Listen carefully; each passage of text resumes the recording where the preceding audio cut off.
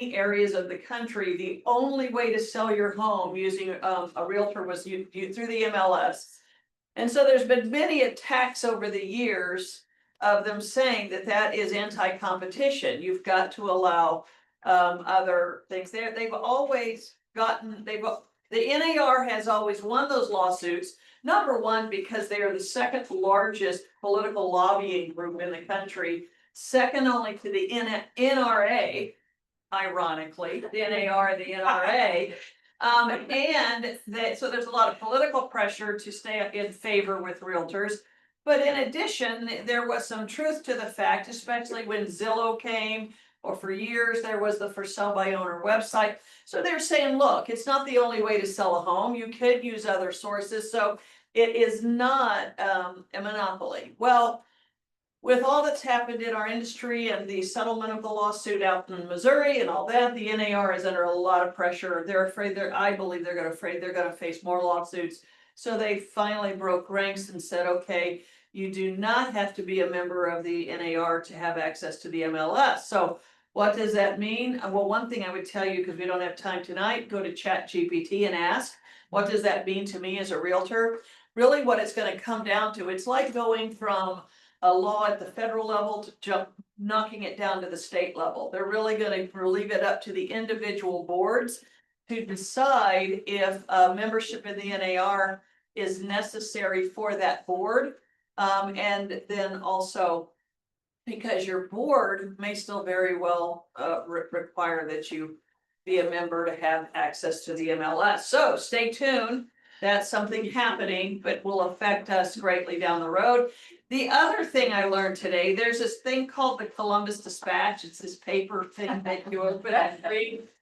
And I was reading today that they have a big article on radon and the dangers of radon.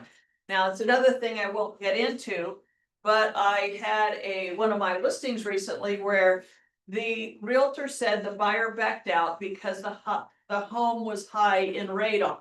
Now, I didn't say to that buyer's agent, but in my opinion, I blame the buyer's agent because every home in Ohio is high in radon, and that buyer should have been educated about that. So again, the article in the Columbus Dispatch comes down very heavily on the side of if you have high radon, you're going to die. Okay. Now there is a whole another book of science that says, it's probably not true.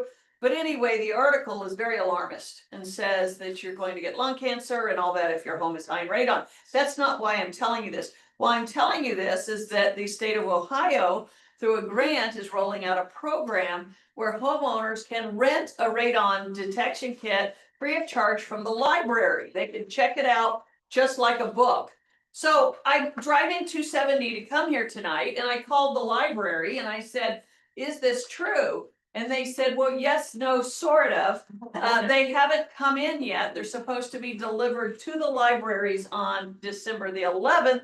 And there's only one per library. There's 23 libraries. They're getting 23 radon detection kits. And they will be one per library that people can check out and test radon. Now, why do I tell you that? Because everybody's always looking for something to tell their clients.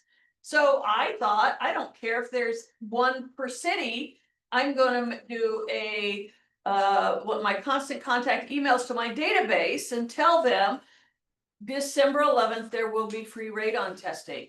Why? Because it's of value. They will open the email and they will thank me. So again, those are the kinds of things you want to think about so that you can always be bringing value to your clients. My emails that go out to my clients have an average open rate of 38%. Now, that doesn't sound high, except the national average is about 16% are open. We also have a less than 1% opt-out rate. And the reason for that as well is that my clients know we're not spamming them, we're not sending them junk. Every time they get an email from us, we are either inviting them to an event or we're giving them valuable information like this. So again, those are the things you want to keep your eye on. It's free. You just have to have the ability to send out the information. It might be a good social media video that you do, something like that. But again, always keep your eye open for information that's of value to your clients. Okay, so tonight we're talking about sellers, working with sellers, and we're also talking about the change in the market. I've been in business for 30 years. I started in 1996 when it was a somewhat normal market, but geared towards the seller. We had average days on market of around 80. We thought we were thrilled with that. And we used to put little riders on our signs that said if we sold it within 30 days. And every listing agreement was 6 months. And so we learned during that period to babysit our clients, which I'll get to in a moment. Then we went into the recession from 2005 to 2012, and that was where you couldn't give away houses. We had about 35,000 homes on the market, whereas of today we have about 5,000. We had 35,000 homes on the market, and buyers could come in and complain about the appliance brands not matching and say, well, we're not buying your house. Many homeowners were underwater on their homes, and there's a lot of tears at the dining table and the closing table. And so again, it was a rough period to be a listing agent. Wonderful time to be a buyer's agent. Then 2013, someone turned on a light switch, and all of a sudden we had 3% interest rates. We had not enough homes on the market, and we all learned terms like multiple offers, how to offer instructions on our houses, all the things that, if any of you have been in the business less than 10 years, to you that's normal. That is not normal. That all happened in the last 10 years when we entered what I call a hyper seller's market. So when you read our 16-page contract, there are really only 5 things that matter to the homeowner. It matters the price, it matters the financing or kind of financing they're getting. It matters the home inspection and all the terms of the home inspection, the appraisal on the home, and closing and possession. That's it. Everything else is legal fluff, okay? So for the past 10 years, what I have told buyers when I sit down with them, up until 2 years ago, I would say, okay, if you're going to buy a home in this market, let me tell you what the seller cares about. They care about price. They care about you're prepared to buy the home financially. They care about the home inspection. They care about appraisal and closing and possession. What do you have any leverage on? None. None. You have no choice. So what we're going to do to get this home is find out what the seller wants on all of that, give them something extra in addition to that, and hope we beat out the 11 other people who are doing the same thing. So a lot of you have entered the market as a buyer's agent in a wildly weird time, okay? Where we're not having to deal with home inspections. We're not having to deal with homes that don't appraise. All you've done is come in and thrown all of the chips on the table to the seller and said, please, please pick us. So again, now we're entering back into another market where it's kind of whiplash. And you say, well, wait a minute. Someone posted on our inner office page the other day, well, wait a minute. Can anybody give tips on getting these homes sold? Mine's been out here 22 whole days.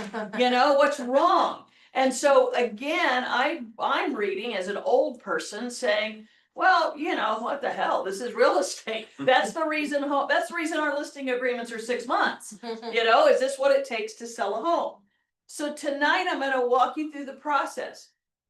If you have to tell you what we do in a normal market to sell a home, how we prepare the seller, how you handhold a seller when homes aren't selling, and what you can do other than just not answer the phone when it's been out there 22 whole days and your homeowner's asking, why hasn't my home sold when my neighbor down the street a year ago sold in 20 minutes? So again, one of the things you have to be able to do is you have to educate your client and you have to prepare them with expectation of what this market today in November of 2025 is bringing them. Because the other thing I'll tell you is today in November 2025 is not the same as April of 2025. I have a condo on the market right now. Condos come in 4 different floor plans. And identical, we priced mine identical to what one sold in April, and we've lowered the price 10,000 in November. to sell. So we're seeing that shift in a market. I'm going to help you understand what the buyer is looking at, looking for. And the most important thing I hope you walk out tonight is that you can prepare your sellers, educate them, and take the time on the front end to set expectations so you're not avoiding phone calls on the back end of what we're doing. So I'm going to talk first of all about the listing appointment. We're going to go through this, talk about how to prepare for it. And then I'm going to do something that I wish I had seen. In fact, in 30 years of being in business, I have never seen another realtor's listing presentation. I don't know what anybody else does except what homeowners have told me, as I've said at their table. So tonight I'm going to show you my listing presentation so you can get an idea of what a good, pat myself on the back, a good listing presentation looks like, and then you can adapt yours accordingly. But the first thing I want to talk about is just why we do a listing presentation. We're going to first talk about your opportunities for a listing. And I don't know if you can see this or not, but it says hot. What is a hot listing appointment? That's mom, best friend, neighbor, or past client. That listing appointment, you get the phone call or you get the text and you're really excited because it says, this listing is mine. Paperwork is just a formality. In other words, of course, they're going to list with me. The next kind of opportunity you'll get is what I call a warm listing appointment. That means it's a referral from a past client, it's a friend of a friend, it's in your farm network, maybe you've been sending out postcards or something like that, or it's a response to some level of advertising, maybe just even a sign in the yard that somebody has called on. Now this one, our attitude tends to be, I have a foot in the door, but I still need to impress. In other words, they know a little bit about me, but not that they're automatically going to hire me. And then the longer you're in the business, you're going to get what I call cold listing appointments. They may call off your sign, response to advertising. It might be name recognition, but you are often in a competitive listing appointment. I do, out of 5 listing appointments I do, 2 of them will be competitive. And what that means is they have called my office and they say, we would like Kathy to come out. We're interviewing 3 realtors. So again, in that case, what we tend to say as an agent is we say, wow, I need to go all out if I'm going to get this. I really need to impress because I'm going to be up against 2 other professionals. It's a nice home. I really want the listing. So I'm going to do my homework, really study, drive by the house, do whatever I have to do to make sure I get this listing. So one of the first things I would tell you is who the homeowner is doesn't change your job description. Okay? It doesn't matter who owns the home. You should be treating every listing appointment as if you are competing with the top agent for that listing. You should never take a listing or a homeowner for granted. Every potential listing deserves a presentation. In fact, I would venture to say that your mother is more important to do a listing presentation than someone you don't know. Because the fact is, your mother wishes she could hire me. Okay, but she can't because you're her daughter or her son, so she has to hire you. You really need to be at that dining table and prove to that person that they've made a good choice, not because they had no choice, not because they're related, not because they were your college roommate, anything, but because you want them to walk out the door. You walk out the door with saying, wow, I've always known Denise was, nice girl, but boy, she's a really good realtor. I always knew Jason, I knew him from playing hockey, but boy, he's a great realtor. So again, that presentation, it can be embarrassing. I've sat with people and say, look, I know our kids went to kindergarten together, and bear with me, but I don't want to make any assumptions or expectations. So bear with me while I go through this presentation. I've had people tell me, Kathy, you don't have to do that. Like, we're good. Go ahead and give us the paperwork. And I've said to them, no, because I want this to be a marriage, short term, of me meeting expectations that I'm setting tonight. And I want you to be able to answer questions or ask questions so that we go through this process with no surprises and with you knowing exactly what I intended to do. There's 9,000 of us out there. Should be about 8,500, but I mean, should be about 500, but there's 9,000 of us out there. We are independent contractors, we are self-employed. So if you line up 5 realtors and say, what do you do to sell a house? You're gonna get 5 different answers. So, yes, sir. Sorry, I wanna add just a quick story on what you're just saying there. I was talking with my aunt because she's talking about potentially selling her house. And I was over there one day and just having a conversation, not an appointment or anything, but you happen to have something going on like the news or something talking about your downsizing event, and she's like, I've been watching Kathy's stuff online along with what you Sorry. just said. I was like, no, hold up right on it. So literally what you just said, I was like, That is no, so we need fun. to set an appointment. So Yeah. I'm gonna show you everything I'm going Yeah. to do when you're ready Okay, for it, but your We name is not on laugh. her. we laugh, but isn't it true that now the bar is set higher and you've got to prove to Yeah. your aunt Yeah, that you're worth hiring? yeah, because it's Yeah. literally a downsizing situation. Yeah. You bring that up, it's so true, because my friend that she's like a sister to me, that I never had. I was just talking to her on the phone, I said, yeah, I'm going to Kathy Cairo's class. Tell her I got her holiday calendar. That's like, no. I'm so sorry, but 9,000 of them went out last week. Okay, I'll say Yeah, so. I don't get all of them. I don't get all of them. I'm gonna teach you tonight how to beat me, okay? The other thing I would say to that, I had an assistant once early years ago, her own father listed with somebody else. And I said, Paula, your dad. And she goes, well, I went to him and he said he'd always use Judy Gain. He's gonna use Judy Gain. So again, we cannot assume, and you don't wanna go into any meeting assuming that that person is going to hire you. That you have to fight for that and earn that position, because again, it is an important decision on their end, and they want the best and you wanna serve them the best. So when you get that first inquiry for a listing appointment, one of the first things you want to do before you make contact, maybe you pick up a voicemail or a text or an email and they say, I'm thinking of selling my house. The first thing you want to do is get as much information on that property as you can. That's the reason I tell you, don't answer that phone call on 270, okay? Because what you want to do from the first moment you talk to that homeowner is you want to sound like you already know their neighborhood, you're already familiar with their home, you've already done enough research on them that you can talk knowledgeably to them when you first get on the phone with them. So you want to pull it up in the MLS. Was it ever on the market? You know, our MLS goes back 20 years.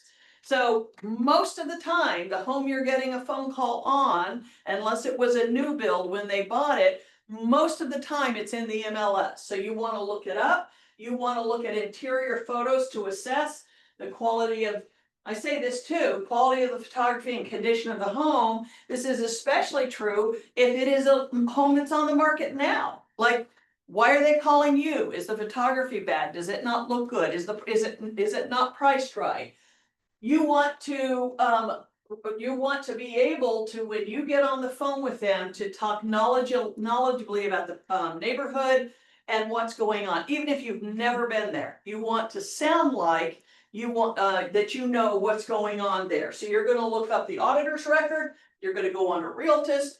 Those of you who are brand new will learn where these things are. I don't have time tonight, but there's a lot of public record information in there. And so you're going to get as much information as you can before you call the homeowner. Now, once you reach the prospective client, you're not going to hang up until, here's what a lot of realtors do.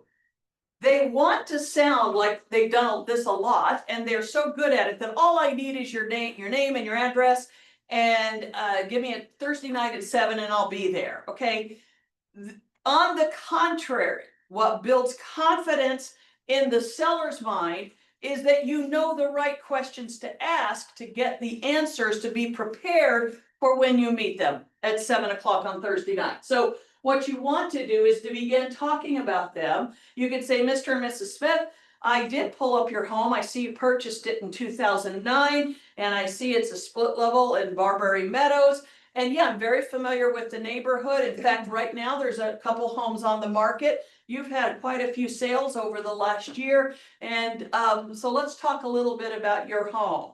First of all, what have you done to the home? And I usually break down mechanicals, cosmetics. Are there any interior, exterior improvements they've done to the home? I will ask them the age and condition of mechanicals, the roof, the windows, the interior. I always ask them about their lot. What is it like? I say, look, if I'm a reasonable buyer, are there any pluses or negatives about the lot that your house is on? They'll tell you, yeah, well, we back to 270, it's pretty noisy, but we've gotten used to it. Or there's a power line, or they might say we have a nice wooded lot, it's a corner lot. Now, again, if you've done your research, you already know that. You've either done a topical look at it, you can see where it is, but you want to hear what they think. What do they think is the issue? And then I often ask them, what is your mortgage payoff? Now, back in the recession, we would ask how many mortgages because people often had two. But the reason I include that question now is because there's quite a few people who have home equity loans and they don't recognize, they look at them as a credit card. They don't recognize that that has to be paid off when they sell their home. So I'll specifically ask, what is your mortgage payoff? Well, do you have a home equity loan on it? Now, sometimes they don't know, sometimes they don't want to tell you, and that's okay. I will normally say to them, look, the reason I'm asking is because in our business, number one, that's not a personal question, that's a necessary question, okay? But in addition to that, I'm going to bring to my appointment an estimate of the proceeds from the sale of your home, in which I'm going to tell you what your home will, the line item, what it costs to sell it, and if you want a more accurate number, that mortgage payoff would be helpful.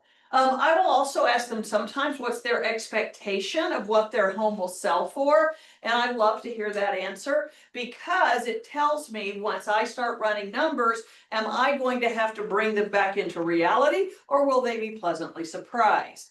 But, and again, sometimes I'd say 70% of the time they'll tell you, well, we just had it appraised, or I know the home around me, ours is much nicer, but it sold for this. So you start getting a number. Sometimes they'll say, look, we have an idea, but we'd like to hear from you first. Fine, that's all fair. My point in talking to you tonight is don't be afraid to ask the questions. Sometimes we feel that's a personal question or, maybe I'm being too pushy. No, you're doing your job. You're doing your job to make sure when you show up to that home, you have all the accurate information for pricing the home, which is essential to getting the listing.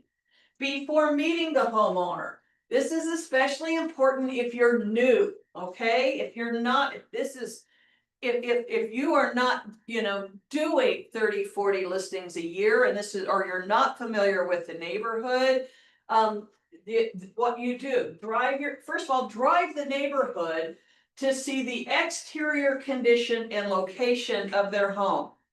One of the appointments I went on several years ago was in Pickerington and I went at night. It was this time of year, so it was dark when I got to their home. I did the whole presentation, got everything signed from them, was on my way out the door, and they said, we're just curious if you think the railroad tracks behind our house are going to affect the sale. I'm like, hand on the door and turned around. I had no idea there were railroad tracks behind their house. So I had to think quick. Am I going to pretend I knew or recognize we just priced it 10,000 too high?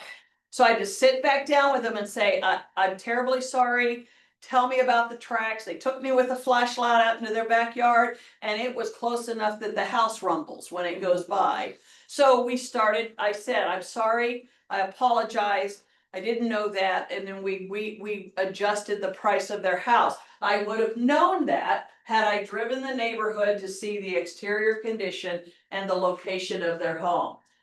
The other thing I recommend you do before you go out for the appointment is take the comparable sales with you and drive the neighborhood with comparable sales in hand so that you can visually identify the active, pending, and most recent sold in the neighborhood. Why is that important? because you want to sound at that meeting like you know, okay? So you sit down with them and they say, well, I know there was one down on the court that sold. Oh yeah, that's the one that backs to the woods. It also looks like they put in a new concrete drive. Well, makes you sound like this is your backyard. Why? Because you took a 10-minute drive and made notes on the houses that were there.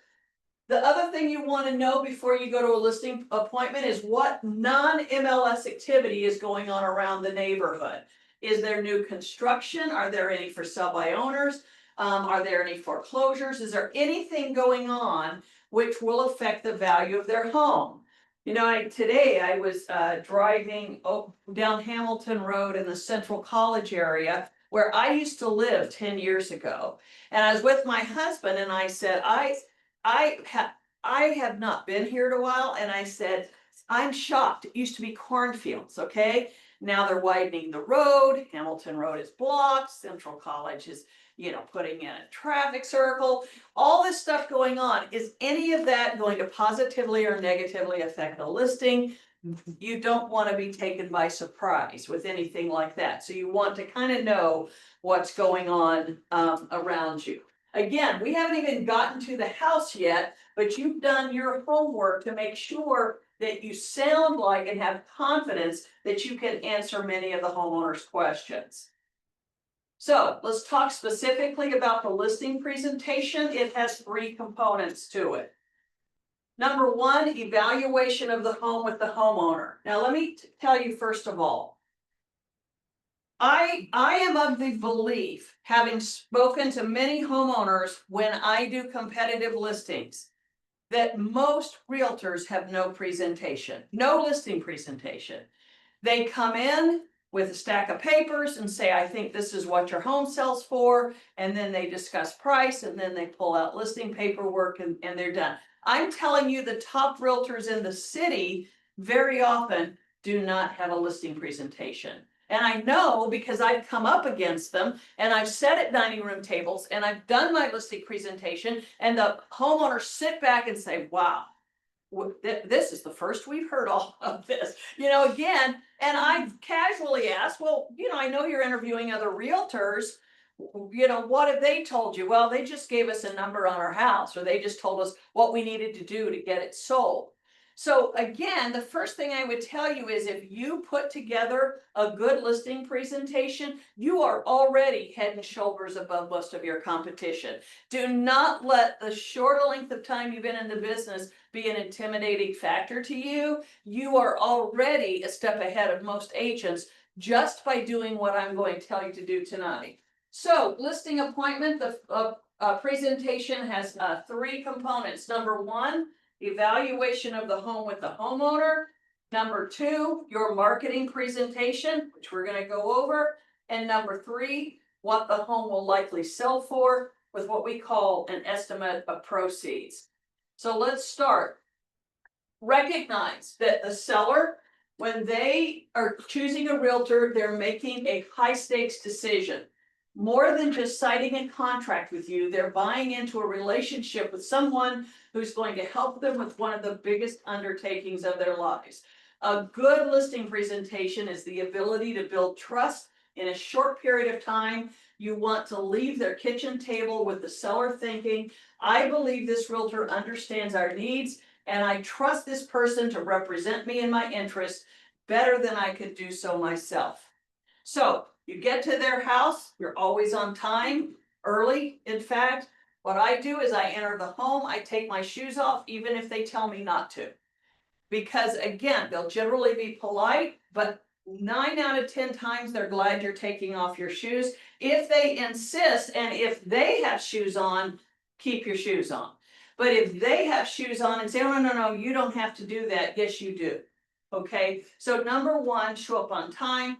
I just take my shoes off. I usually have my laptop with me and my paperwork. I introduce myself.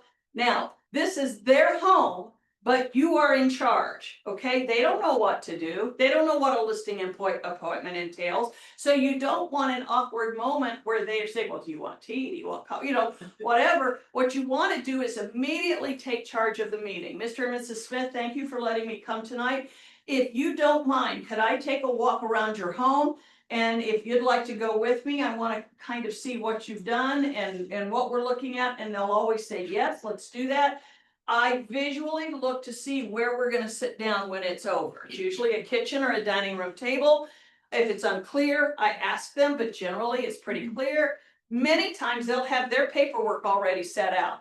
They'll have it there because they're anticipating this meeting with you. And I'll say, look, do you mind if I go ahead and set my stuff down here? And then let's walk through the house. What is the purpose of walking through that house? The purpose is multifold. Obviously, you want to know the condition. You want to know, you want them to point out what they've done, what they plan on doing. You want to get a sense of what does this home have that's an asset? What are the defects? What are the things we're going to have to work on? Does it smell good? Is it clean? So let me tell you a few good signs and bad signs.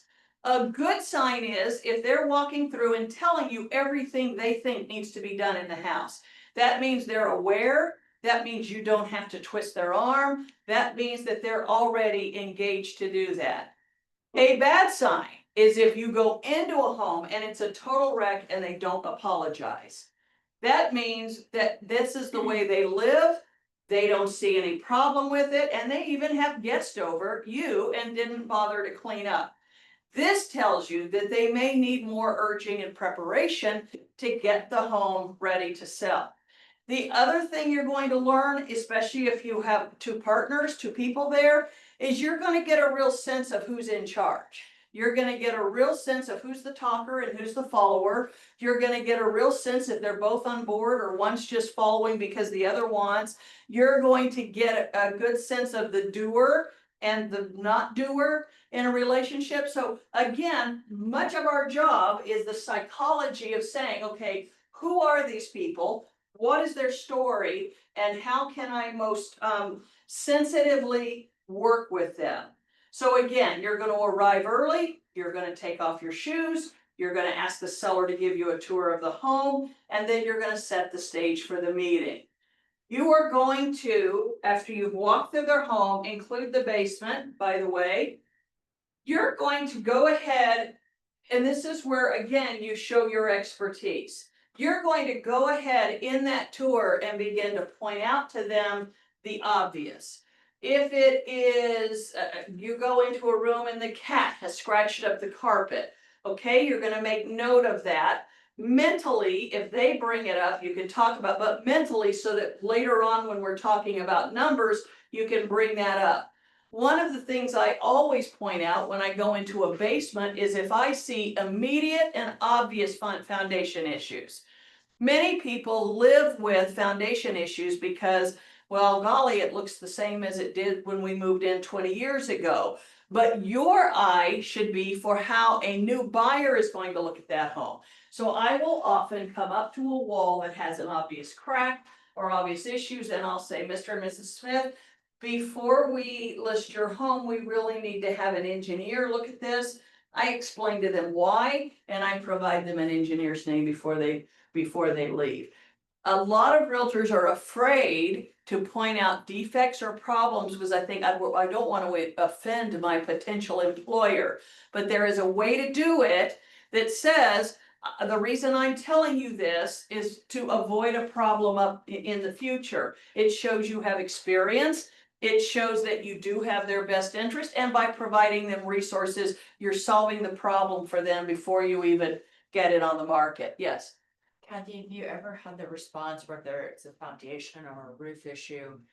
You make that approach, no, it's fine. Yeah. I know there's nothing wrong with that. I Yeah. know about construction and well, how would we assure the prospective buyer that Yeah, it's fine? I hear that all the time. Homeowner said, well, that's the way it looked when we bought it. And I'll say to them, well, Mr. and Mrs. Smith, I'm telling you right now, your buyer is likely a first-time home buyer, second-time home buyer, and that will be of concern to them and their home inspector. You don't have to, I'll tell them your house, but I would recommend that we get an engineer in here to look at this. I'll get to roofs in a minute. Get engineer to look at this and I'll tell them, but let me tell you right now, the engineer is gonna cost you $425 to get that report. And you have to be prepared to fix it if they say that there's an issue. Now, I will say most of the time the homeowner says, well, okay, if that's what we have to do. Because again, even in the busiest market we had, buyers cared about foundations, okay? That you really couldn't pass by simply because we were in a seller's market. So most of the time, there's times when I don't think it's a problem.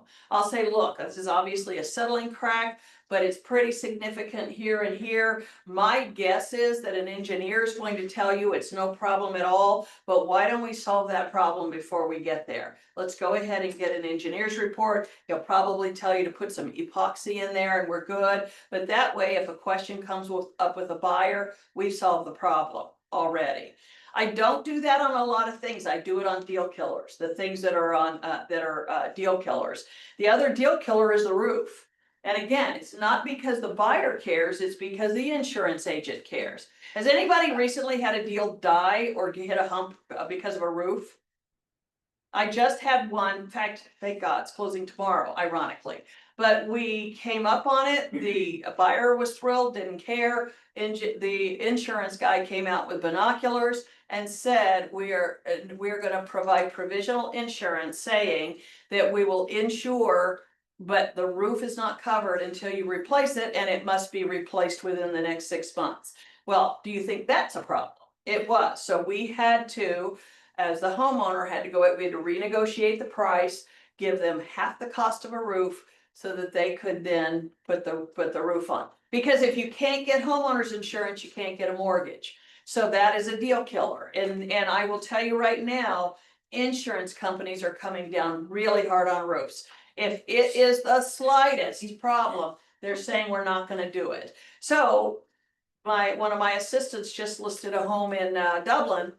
And I went out to help, I live closer than him, so I went out to help him out to put a lockbox on it. I texted him on the way home, Andy, just telling you, this roof is gonna be an issue. It's old and so, yeah, you'll hear me say this over and over. Manage it on the front end or you'll deal with it on the back end. So those are the kinds of things I try to encourage the homeowner. Now, it's their home, and to your question, they don't have to do anything. But what you don't want is you get that phone call from the buyer's agent saying, hey, the insurance agent said that you need a new roof or you can't get a mortgage, and then they look at you and say, why didn't you tell us that? Okay, it's okay if they say, no, we're not gonna do it, but what you don't wanna happen is it stops the deal and you should have told them that early on because they would have dealt with it. Does that make sense? Yes, ma'am. Quick question. So I just went on a listing appointment and there was so much detail to this house. And I walked through it, but I'm not sure at what point. And then to come back with my notes as we were speeding through this huge house with, Yeah. so, I mean, the closet was like modeled after a hotel in Paris. Yeah. They're, like down to that level. There was no way I could capture that. So at what point do you take pictures? Because all that adds value.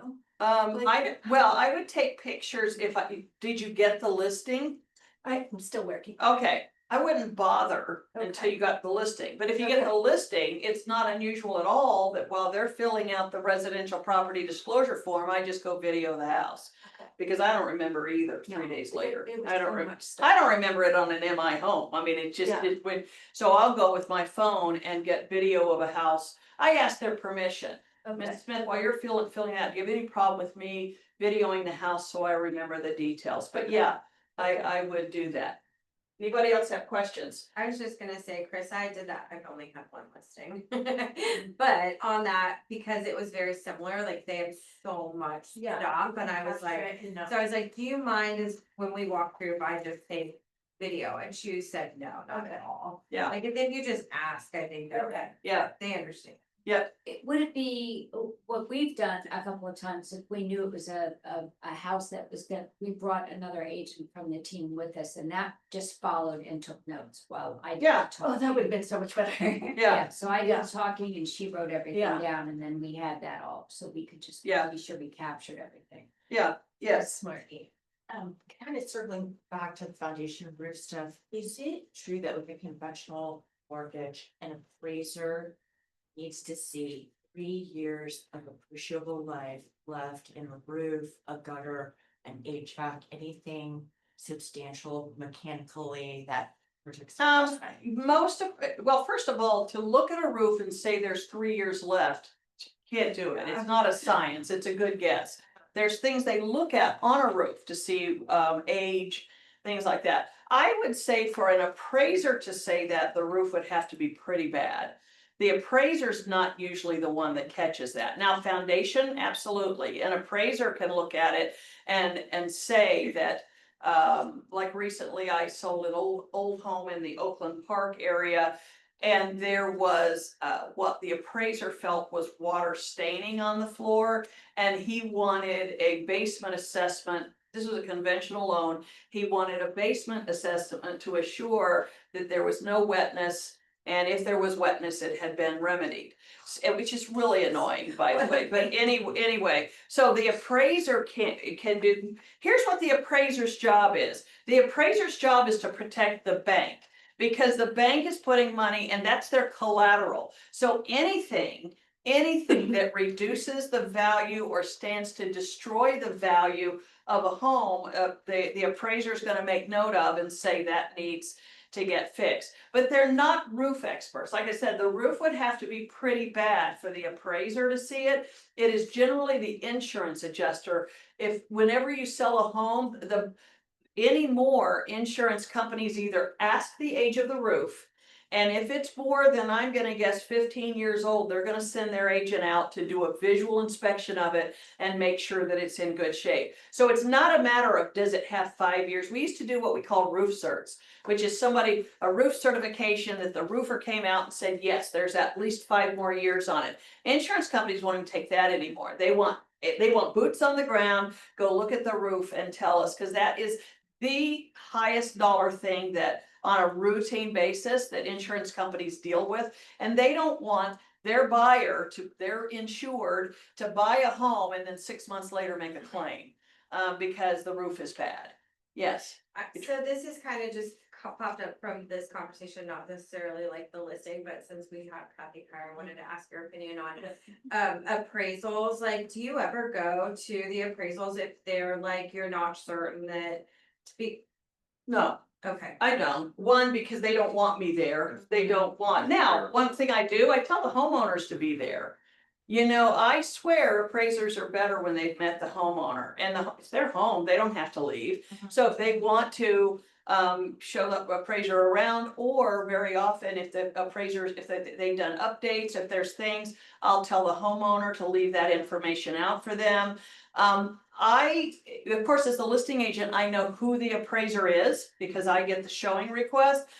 So if I think it's even marginal, I will sometimes text the appraiser and say, this is Kathy Chiero, listing agent, thank you. I'm confirming your request to show the home. Please reach out if you have any questions about value, condition, or any way I could help you. And they do occasionally. They'll call me and say, hey, I'm over at your house at so-and-so, and do it. But no, I don't go to the appraisal. But I do tell my homeowners if they want to stay home, that's fine for them to be home during the appraiser. Okay, you're at the listing appointment. What are you gonna do first? You're sitting around the table. They're gonna ask you, do you want anything to drink? Whatever. You're gonna start by listening. You want to ask them why, even if they've already told you on the phone. Most of the time at these appointments, you have both signing parties there, husband and wife, partner and partner, where you have them both there. And that's probably the only time in this transaction until closing that you'll have them both there. So this is the time to ask questions. Why are you selling? How do you feel about it? Have you had a lot of experience selling homes? If their home was on the market before with another agent, which you're going to start seeing more of, what was your experience? And you don't want to say that to rag on another realtor. You just want to know, what was your frustration? What was your pain points? Why do you think your home didn't sell? So what past experience have you had dealing with realtors in general? I want to hear them talk, and you'll get a wide variety. You'll get both parties eager to go. It's a new job. Someone's having a baby, whatever. And then you'll get, I've had times when one party or the other wouldn't even come in the room while I was there. And I will say, usually it's just the way it is. Usually the wife is there, husband's not. And I'll say directly to the wife, I noticed that Charles is not with us. Is he on board to sell the house? And they'll go, so again, that is part of your detective work. You really need to determine, okay, is everybody on board here? What is their attitude towards selling the house? What can I best do to serve them? What is their past experience? You want to hear them talk. And once again, just like your walk through the home, you're going to really get a good sense of, are both parties on board? Or do both parties have opinions?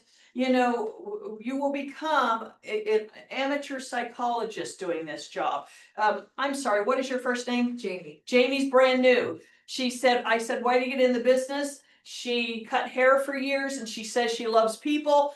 And first of all, you've got to be a great psychologist to cut hair. And I said, I don't want to burst her bubble, but in 6 months of this business, she'll hate people. But other than that, but the truth is, the best realtors are great reads of people, a great judgment of people. And so it's your job when you're sitting there to really listen to those cues. I remember I had one husband who sat here like this the whole time, leaning as far as he could back from me in his chair. And when I asked the question about what was your experience dealing with realtors, he looked right at me and he says, I just hate realtors. And I said, well, Mr. Smith, you and I both. Yeah, we're good. And I told him my hand. Give me 5. We're both on the same page there. So you can add humor, you can add whatever, but you want to know, who are these people? What is their pain point? I had one homeowner told me once, we never got feedback. We would call a realtor and the realtor said that she didn't know, she hadn't gotten the answer. Well, what does that tell me? I need to get feedback, that's important to them. We had a realtor who, we never heard from. After we listed their home, we never heard from them again. What does that tell you? This is a homeowner who wants communication. So again, this is your time to listen. The next thing you're going to do is you're going to recognize that there's various factors that influence how they make their decision. Now, this is not scientific. This is anecdotal, just based on my own experience. I have listed hundreds of houses in my career. Don't even know how many, but I'll tell you this. 40% of their decision is product and service. What do you have to offer to sell my house? What's your marketing? What's your experience? What's your track record? 20% is trust. Do I trust you to make decisions on my behalf? 20% is chemistry. Being someone's realtor is very much like a short-term marriage. I can or I can't let them intimately into my life in closets for the next several months. They need to be able to trust you. I have a listing right now where when I first met this couple, and their home hasn't sold, it's a long story, but when I first met with them, she got so angry at me when I told her what I thought her house was worth. She got up and left the room. Her husband had to call her back in. Her name's Kathy too, by the way. He said, Kathy, come on. He looked at me. He goes, I'm sorry, I'll go get her. And he comes and brings her back in. And you would have thought I called her child ugly. I mean, she was so offended at what I thought her home was worth. We are now 6 months and 4 price reductions later, which we're almost to where I told her back in September, or June or July, whatever it was. She is my best friend. She came to my client appreciation event the other night, and she brought me a gift, and she was telling me how wonderful I am, and their home has not sold. Okay, why? Because over time, 2 things. Number 1, I gained their trust. And number 2, I had the chemistry with her. I figured her out, figured what was important to her, and got her on the same page with me gradually. So again, it's not always just about, will my home sell in a week? It's your ability to build trust with them and let them feel and know that you are on their side, that you are their advocate, you are going to be working on their behalf. I had a conversation with her tonight because their listing expires the end of December. And I said to her, you guys have a decision coming up. And I said, I'm hoping you'll allow me to continue to try to sell your home. We'll, take it, let it expire, give it, 30 days, we can bring it back on a new listing. And she goes, oh, Kathy, I was just hoping that you still wanted us. And I go, so again, it's building, this is the same woman who left the room when she first met me. Now, this bottom half is the political. My brother-in-law has a license, we may have to use him. My boss suggested his realtor, I hate to say I didn't choose him. Sometimes people have reasons, and I've learned to have my antenna up for this in that first conversation, and here's why, is I just don't waste time anymore. If somebody says, look, my sister-in-law just got her license and my brother really wants to use her, I'll say with all due respect, do you really have a choice to hire me? And if she says, no, then I say, I'll tell you what, then you give Miss Dolly an opportunity, and if it doesn't sell, then you come back and call me. But I don't want to cause a problem at Thanksgiving because you hired me. I mean, you can use, I'm telling you, I do that because you will never win. Okay, unless you just want to take the practice of doing a listing presentation, which some of you might, when you have those kind of factors happening, it's not going to happen. You know, I had one woman call me and I had sold them the house that they lived in, and she said, we're getting a divorce and I'd like you to come talk to me about selling the house. And I said, I noticed you said, I want you to talk. Is John in the picture? Now, I did not have a good relationship with John when we sold the home, and I was so glad she was divorcing him. But anyway, I said, what about John? And she goes, well, I don't know what to tell you. John says we need to hire someone else. And I said, Candy, I love you. And thank God you're getting out of that marriage. I hope you're moving to a sunny beach somewhere. I said, but unless John is on the same page to hire me, I don't want to cause you a problem. And she goes, okay, I respect that. And so again, you think you're giving up business. I'm saying you're just not wasting your time. You're not going to take your time unless you just, again, want the practice or whatever. It's not looking good for you when there is a political tie there or a family tie that they have to hire someone else. So what you want to do during the listing presentation is you want to sell yourself, set expectations, set a realistic price, show the cost of selling a home and net proceeds, and seal the commitment. Let's talk quickly about each of those. First of all, you want to sell yourself in your brokerage. You want to talk about your experience, your philosophy of business, your market share, your awards, your designations. This is your very short time to brag. Okay, very short. Yes. So Kathy, on that, I feel like a lot of times on those points you had, the last one being political, I would say that the one under is 1.5% commission or 1%. Yeah. That's like burning it, and they're not really hearing what this is until they know about the 1.5 and like to them. I mean, they're saying they want to hear your commission before they hear that. I'm thinking a lot of them are like, okay, I'm already getting, realtors calling me saying they can list my house for 1.5. Maybe it was a FISBO. Okay. Maybe, oh, my friend's friend said, his realtor did it 1.5, and so they are. That's a tough. We don't even have that conversation until I've done my listing presentation. And generally after I've done my listing presentation and sold my value, that becomes a much easier conversation. So we're going to talk about that because that is important. I just feel it's hard to sometimes have their attention if that's a burning thing on their mind. But they're going to sit and listen politely. Okay, and here's why, is because you have set the meeting up that it's in their best interest.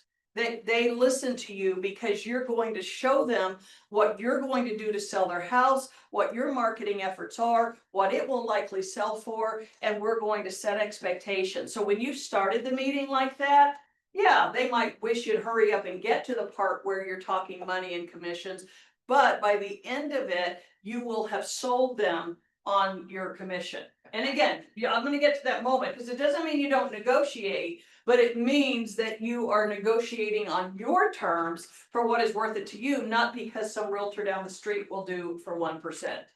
So we'll talk about that. Now, I know some of you are thinking, how can I sell my experience, philosophy, market share awards and designations when I got my license last Thursday? Okay, or I've not listed or sold a home. That's okay, okay? What you want to do is what you sell, bringing the table. I cut hair for years, and this is a new career for me, but I've learned that my job isn't finished unless you're happy, okay? Or I came from the banking industry, I'm really good at numbers, and I feel like I can bring that in to help you sell your home. So you can ask AI, put in chat and say, this is my background, this is my career. Would you give me a 1-paragraph bio of me that would tell the consumer, based on my experience, why I would be good in real estate? That alone can tell you, give you some good points to go through, that when you're meeting with someone, you still have something to sell about yourself. You still have value. It'll just take you a while to make the sales numbers. I'll tell you what, you'll see in a moment. I have one page on my listing that talks about my record and awards. The rest of my value is sold by my education to them. And you can do the same thing. Even if you've never listed a home, you have a license, you're getting education, you can help them understand the process. You learned tonight that they could get a free radon kit at the library. So again, you have something that you can give them. So you have a very short time to sell you and why they should hire you. Some of you may work on a team, and even if it's not you doing it, you can say, my team leader, and he's on my team. My team leader, I've gone with my team members to appointments.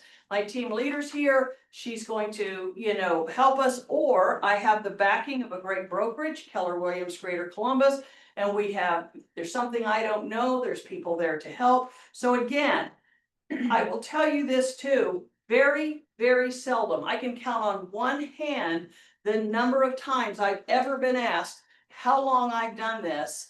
Sometimes people will ask out of curiosity, but I can count on one hand the time someone's asked me that, because that's a reason they are going to hire me or not. When you show up at their table and you present yourself professionally, they assume you know what you're doing. When you go to the doctor, if your doctor has a white coat with their name on it and comes in and sits on a stool, do you ask, how many years have you done this? Do you have a degree? Can you show me your degree? No, you assume because of who they are and their presentation that this is a professional you can trust. And realtors, same way. Realtors, same way. You're going to go in, you're going to own the room, you're going to own the meeting, and that question, quite frankly, will rarely come up. So what can you expect? First of all, you're going to set expectations with them.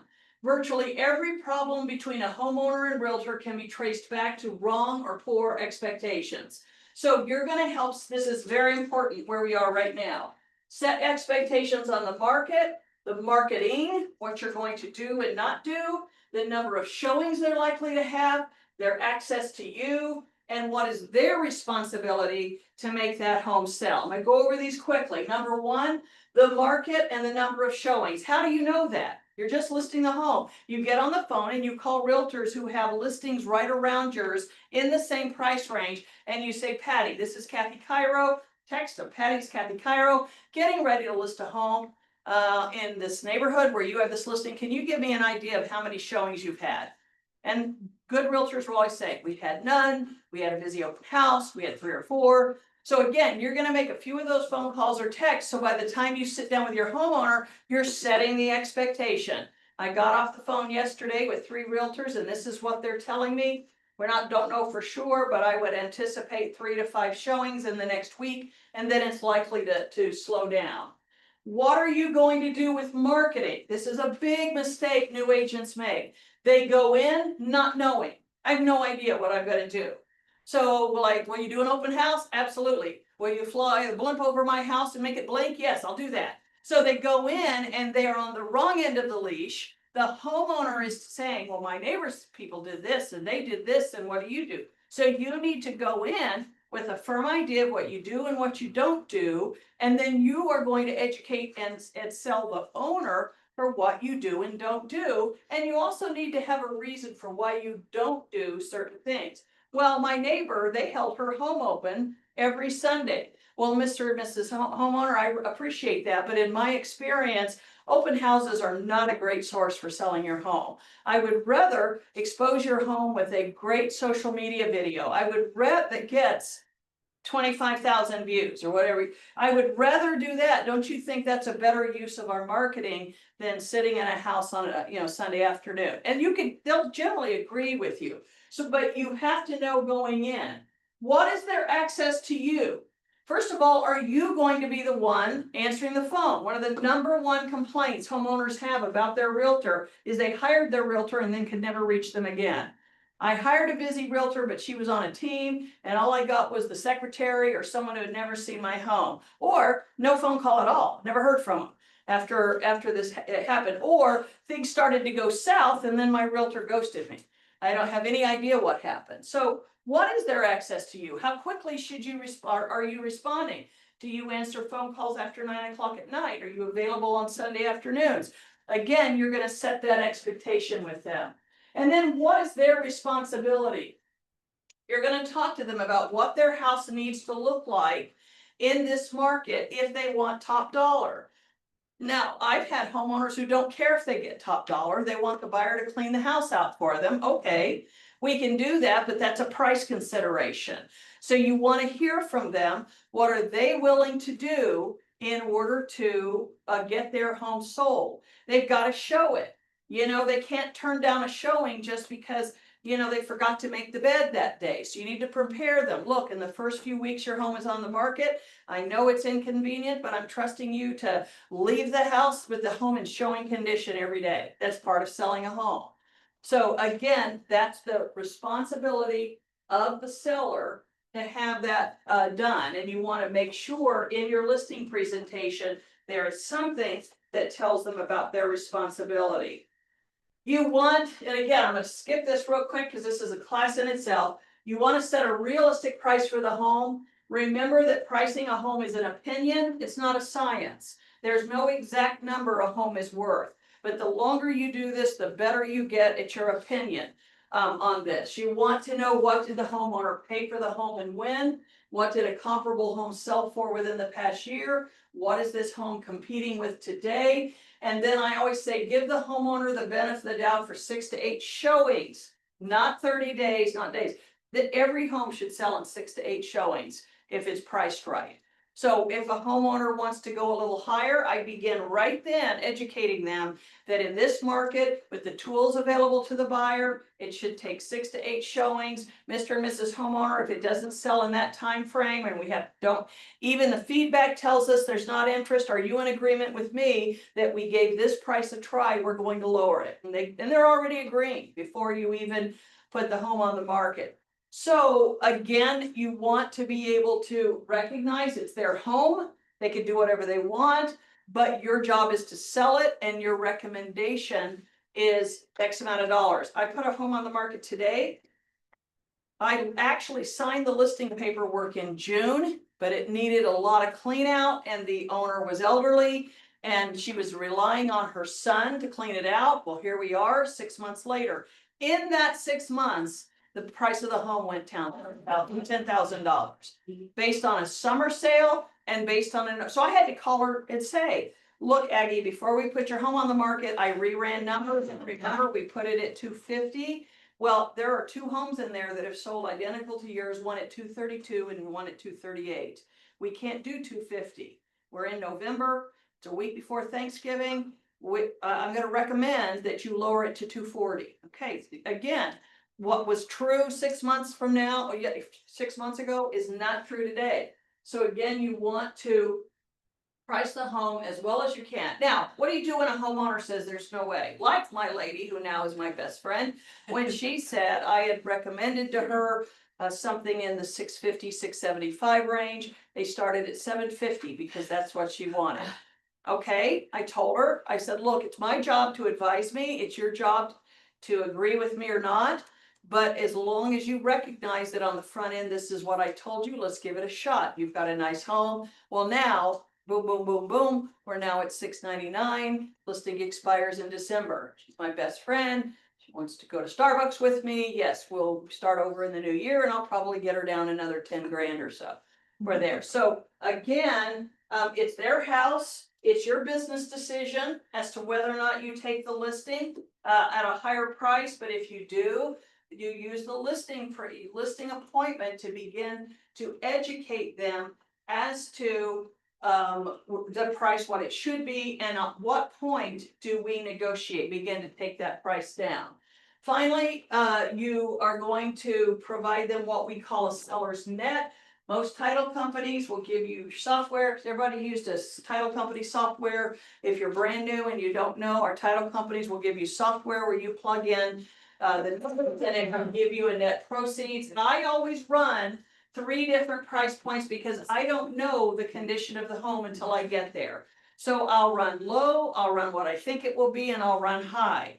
So that, and depending on the price point, we're talking maybe a $30,000 range. The reason I do that is if I get there and the house is horrible and smells like cat pee, we're going low. If I get in there and I think, whoa, they've way undersold their home. This is nicer than I thought it was, or it has a sunroom and they didn't tell me about it, or the finished basement's much nicer than I thought it was, well, then we're gonna go high, onto the high end. So it gives me a little bit of leeway. There have been times when I've run 2 sheets with a range over 6 prices, because I just had no idea. When you get out into the country, expensive homes, all that, I want to be able to pull out the one that's closest to my guess when I get there. So again, we're going to run 3 price points. We're going to ask the homeowner for the payoff. We're going to look at a break-even number. I tell you, this is from the recession. This shouldn't be here. We used to do break-even numbers because everybody was underwater on their houses.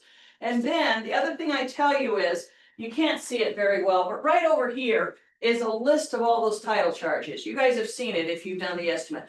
You need to be able to explain what all of those are. So if you don't know, you're going to sit down with your title representative with this sheet and say, would you explain to me what all these fees are so that I understand? Because the homeowner will ask you, and you will need to be able to explain what the fees are, why they're paying them, and why in Central Ohio some fees are the sellers and some fees are the buyers. Finally, you're going to seal the commitment. Now, I used to say always have listing paperwork with you. That's a 50-50 for me now, because I found that I was killing a lot of trees when I got there if they weren't ready to list. But I am very bold in asking. When they say to come to an appointment, I say to them, look, I'm not pressuring you. I just want to be prepared for your expectation. Would you like me to bring paperwork? And if you're ready to list, I'll have it there. If you're not, it's no problem. I'll take it home. I'll let them direct me. I other times have people say, yeah, go ahead and bring the paperwork. I'm not sure when I'll be ready for pictures, but let's go ahead and get that done. So again, I would say that's a question to ask the client when you get the phone call, is whether or not that you want them to be prepared to fill out paperwork. Now, I know we can do it all electronically. I'm old. I just think it's much easier. I don't think I've ever done listing paperwork with dot loop that it came back right the first time. There's always something that wasn't signed. There's always a box that wasn't checked. So when it's possible, when I have younger sellers, I'll use dot loop and send stuff electronically. But most of my business is people my age, and I like to just bring the paperwork. I can explain it better, can make sure they sign it. I can answer any questions. One of the things I would give you as a caution is we do tend to get so reliant on this paperwork that we're sending important legal documentation out to our clients and just telling them to sign stuff.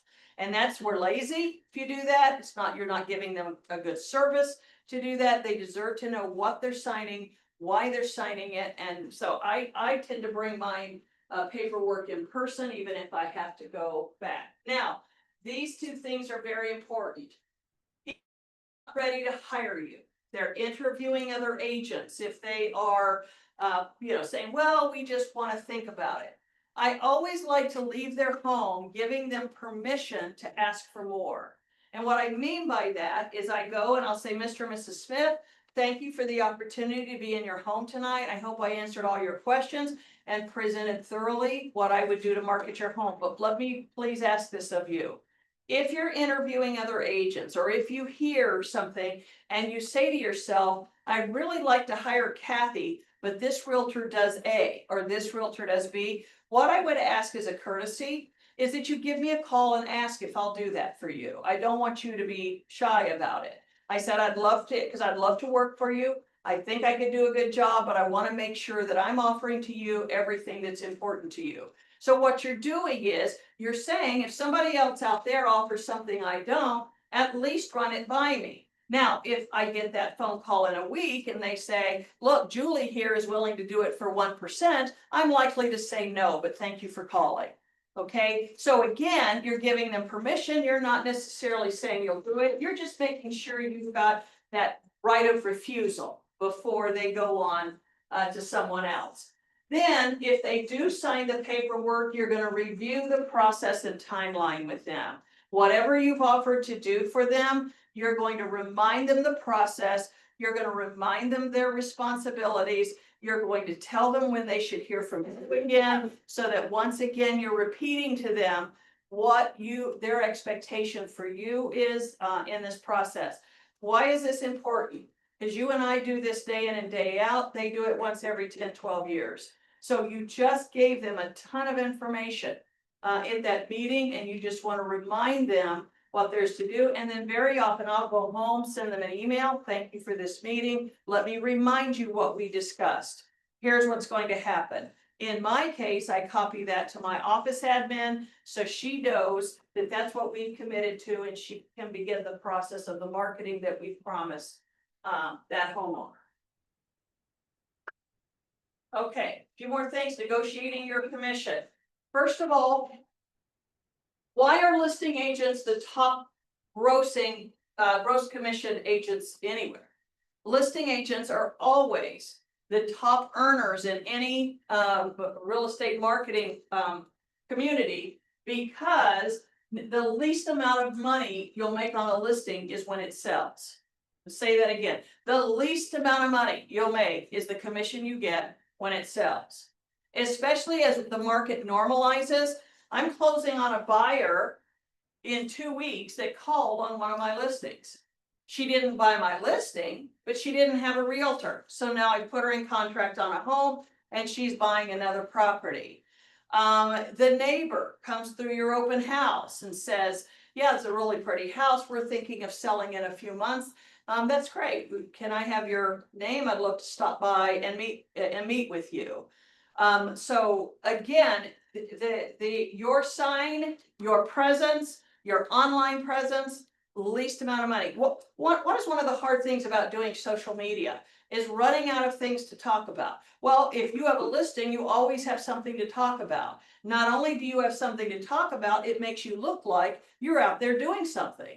You've got that listing. So again, if you're going to negotiate your commission, there are some reasons you should consider it. And first of all, in our new world, you must negotiate your commission. In other words, that's in bold print on all of our listing agreements, telling the homeowner that my commission is negotiable, so let's talk. Okay, so it's not the old days of the NAR where my listing's 3, sign here. You must negotiate that commission. So number one, first of all, is negotiating the commission absolutely necessary to get a listing you want? Okay, you're going to get into this business long enough, and there's going to be listings you don't want. So, but is that a listing you want? So yes, then that might be worth negotiating your commission. Are you representing the client on the purchase of another home? Okay, well, once again, we live in a world where that's not an automatic 3% if you're representing them as a buyer, but there's a good chance you'll get paid something on the other end.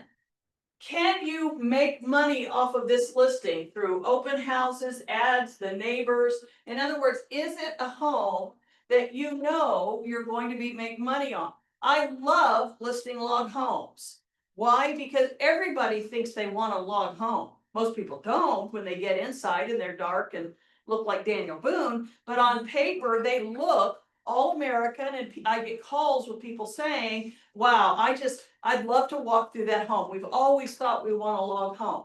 Okay, so if that home has great curb appeal, if it's something that says, look, this is going to be a buyer magnet, then again, that's a reason to look at it and say, okay, I'll negotiate on the commission. And is the homeowner a good referral source? When I was first in the business, I mean, the ink was not dry on my license. I lived in Gahanna.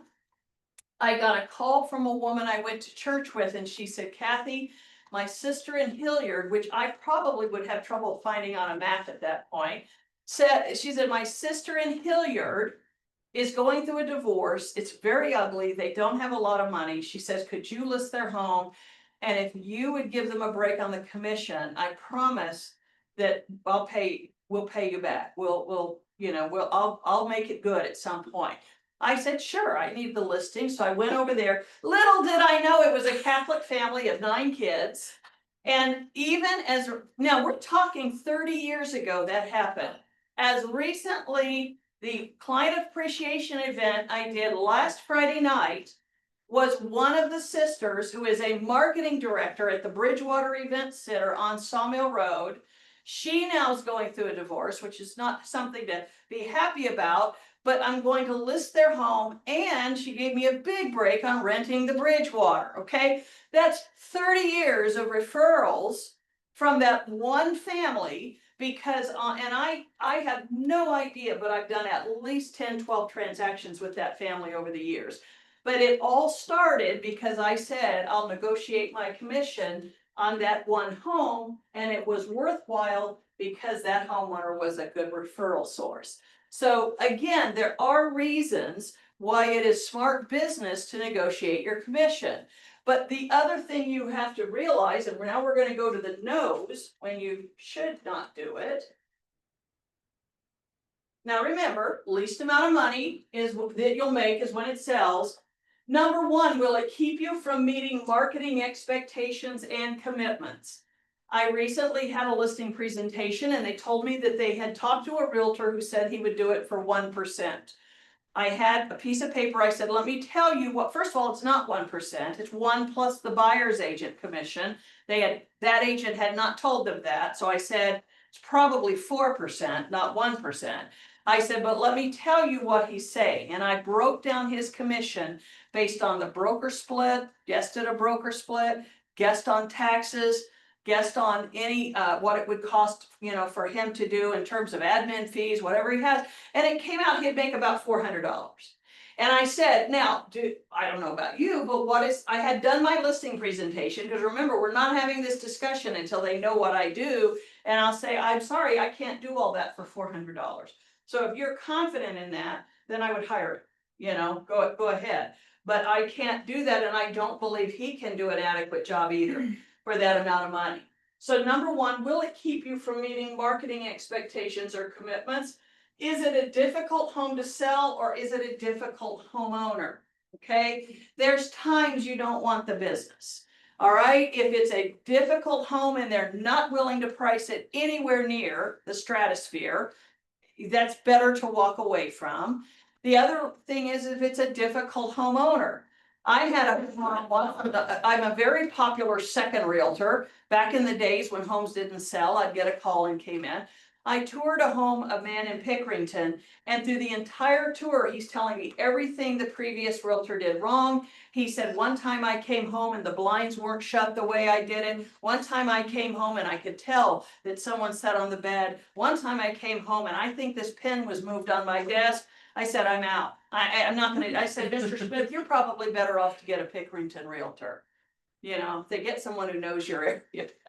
I'm not gonna deal with it. It's not worth it to me, especially in that market. In the market we moved into, maybe, because it would sell in a few days and you're done.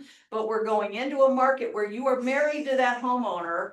Do you want to deal with it? Are they reasonable? Do they have good expectations? Do you like them, basically? Or because I'm telling you what, a house that won't sell or a frustrating homeowner is just a distraction to your business. My young son, he's 31, he's a realtor with Revolution Realty. He just lost a listing. A woman hired him and he held her home open every weekend, and she ran him ragged, and she was calling him at all hours and why isn't my home selling and all that. And he ended up, it didn't sell. She hired another realtor, lowered the price $20,000, and I haven't checked, but it may be in contract. So my son texted me and he said, I put in all that work for nothing. And I said, no, you didn't. You learned a good lesson on pricing. You know, and you learned a good lesson on dealing with difficult homeowners and saying, you know, it's just not worth it, not worth the time to do that. So again, those are the reasons that you would negotiate your commission. Biggest mistakes listing agents make right here. Being afraid to be honest with the price, the condition, decorating or updating needed. And when you walk through that house, you've got to learn to be diplomatic, be kind, be professional, but be honest with them on what you see and what you believe would be a hindrance to selling the house. Not knowing what you do and why you do it. When you talk about your marketing efforts, you need to, before you go to a listing appointment, you need to already know what money you're willing to spend, what you're willing to do. Are you going to do professional photography? How much is it? Are you going to hire a stager to go through the house? Who is it? And how much does he or she charge? Are you going to do a social media video for it? How much is that? You do not want to be making those decisions on the fly while they're asking you. You need to know what you do and why you do it. And secondly, knowing what you don't do and why you don't do it. You know, I still have people asking me if their home's going to be in the Columbus Dispatch. And I tell them, no, I'm sorry, it's not. And it's never because it's too expensive. The answer is always is because it's not effective and we choose to put our money in areas that are more effective. Let me tell you what is effective. So you need to be prepared to answer, are you willing to do, I've had homeowners say, well, we want an open house every weekend. Okay, I'm sorry, I'm not going to do that. And sometimes I will if I think I have agents out here that want to do it. But I'll say, well, let me tell you why I don't believe that's effective. Your most effective open house is when it's a new listing, when we're getting buyers in who are curious. After that, I'm sorry, we're just letting strangers through your home. I don't know that it's in your best interest that we do that. So again, why do you do it and do it, and why do you not do things? And then finally, the biggest thing here is letting the homeowner steer the pricing or marketing strategy. The big mistake, big pothole new agents fall in is they're so eager to get a listing, they let the homeowner tell them what they'll price the home at and what you're going to do as a realtor. I call it being on the wrong end of the leash, okay, when you do that. Because you can do that when you have one listing. You get to a level like me and some agents where you have 15, 20 listings, that will kill your business. So certainly you can make exceptions here and there of what you're willing to do for homeowners, but you always want to be the one who's calling the shots. When you get good at it and when you're good at educating them, they're going to be sitting there shaking their head, agreeing with you. So that when you walk out of their house, they know exactly what you're going to do, what you're not going to do, unless they call you later and say, look, I talked to someone and I know you said you're not crazy about doing open houses, but that realtor said she would at least do one or two. Would you be willing to do that? Yeah, I'll do that. You know, we'll do that. So again, the mistake is doing it on the fly and not having done your research and knowing what you will do and not do on the listing appointment. Before you leave, you want to get all their mortgage payoff information. You want to get their back title. Now, I'm assuming you're listing the home. You don't need to get this stuff if they are not, you don't know. But if they are listing their home, you want to get their mortgage payoff information, the account number, that sort of thing. You want to get their back title. Tell them to go pull all the paperwork from when they purchased the home. One of the things in it will be their title insurance policy. You want to ask permission to take a copy of that with you. That will save them considerable amount of money for the fees they have to charge on behalf of the buyer. You want to make sure they understand the timing, the process, and the showing instructions. And sounds basic, it's where the key locks, the front door. Whatever key they give you, don't take their word for it. They hand it to you and say, here it is. You put it in the lockbox. You want to try it. Now, many times they will try it. You would be amazed, maybe not, at how many people do not have keys to their front door. So one of the things I do when I'm coming to the listing appointment, if they intend on listing, I'll say, look, when I'm there tonight, I will need a key to the front door, so, oh, gosh, I'm gonna have to find that. I think my son has one, or there might be one over in that drawer, but they don't have one. So when they hand it to you, you wanna make sure that key works in the front door. You wanna make sure the lock is good. I carry WD-40 in the trunk of my car. If you have a sticky lock, if you have something, you wanna be able to fix it right then. In fact, great Christmas gift, kids ask, give them a Realtor 911 kit. I have a kit in my trunk that has WD-40, a mallet, a flashlight, a taser. It's got, oh, measuring tape, electronic measurer. So again, it's a great gift. Anybody asking you what you want for Christmas, you always have that there. Okay. All right, that's it for that. And now I'm gonna quickly go, any questions while I pull up my listing presentation? I'm gonna go through, I'm gonna show you my listing presentation. That's one question. Yes, So if you, since you do all the downsize clients, if you Yeah. have a client that is, this is the same one I've been talking about, that's so overwhelmed with the amount of stuff in their house and things to do. Besides recommending somebody like Grandview Mercantile to come through, do you have other people you recommend? I have a whole book. You have a whole book. I do. I Okay. have written a Okay. book called Got Stuff, Get Help. Okay, And it is a Central Ohio resource guide for getting rid of stuff. Telling me this. File should be- hold on. Oh, you're- yeah, again, that's a class in itself. okay, But it is, generally, they're going, if they have a ton of stuff. The first thing you have to educate them on is that it's not worth anything. They're not gonna get money for most of it. designer height and stuff. I would still say, then I would take it to an auction house where they have the most likely opportunity to get, the most for it. Yeah. But I would still say, is James back there? You might know more about this than I am, it's not my power. Right click on that little, on the screen, on the white screen. Yeah. to the left, Where there's that little square box up there. Right here, No, the blue one. On the white square, on the. Oh, right here. Like that circle. Does it allow you to open it? oh, it's telling me it's under notepad, that's not. Right. Yeah, 'cause what's this thing? It's a PowerPoint, yeah. They will walk the house and they will tell them this is no,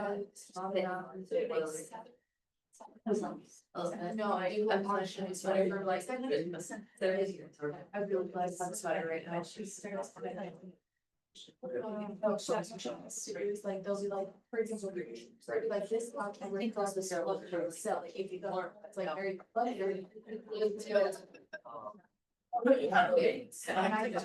I feel just. And for example, like, has too much stuff, they value how much it costs to get rid of stuff and how much they will hold off of that, how they could hide. But it allowed them to like get rid of clothes. I watched that today, but she still I- said it's all. Yeah, you too, and I'm trying to. Do you hear her say? It was like, you starts at $1 option. There you go, you did it. Have you been on the website? Good one too. Military. Family. All right. Yay, yes, it is, okay, let me get back to that.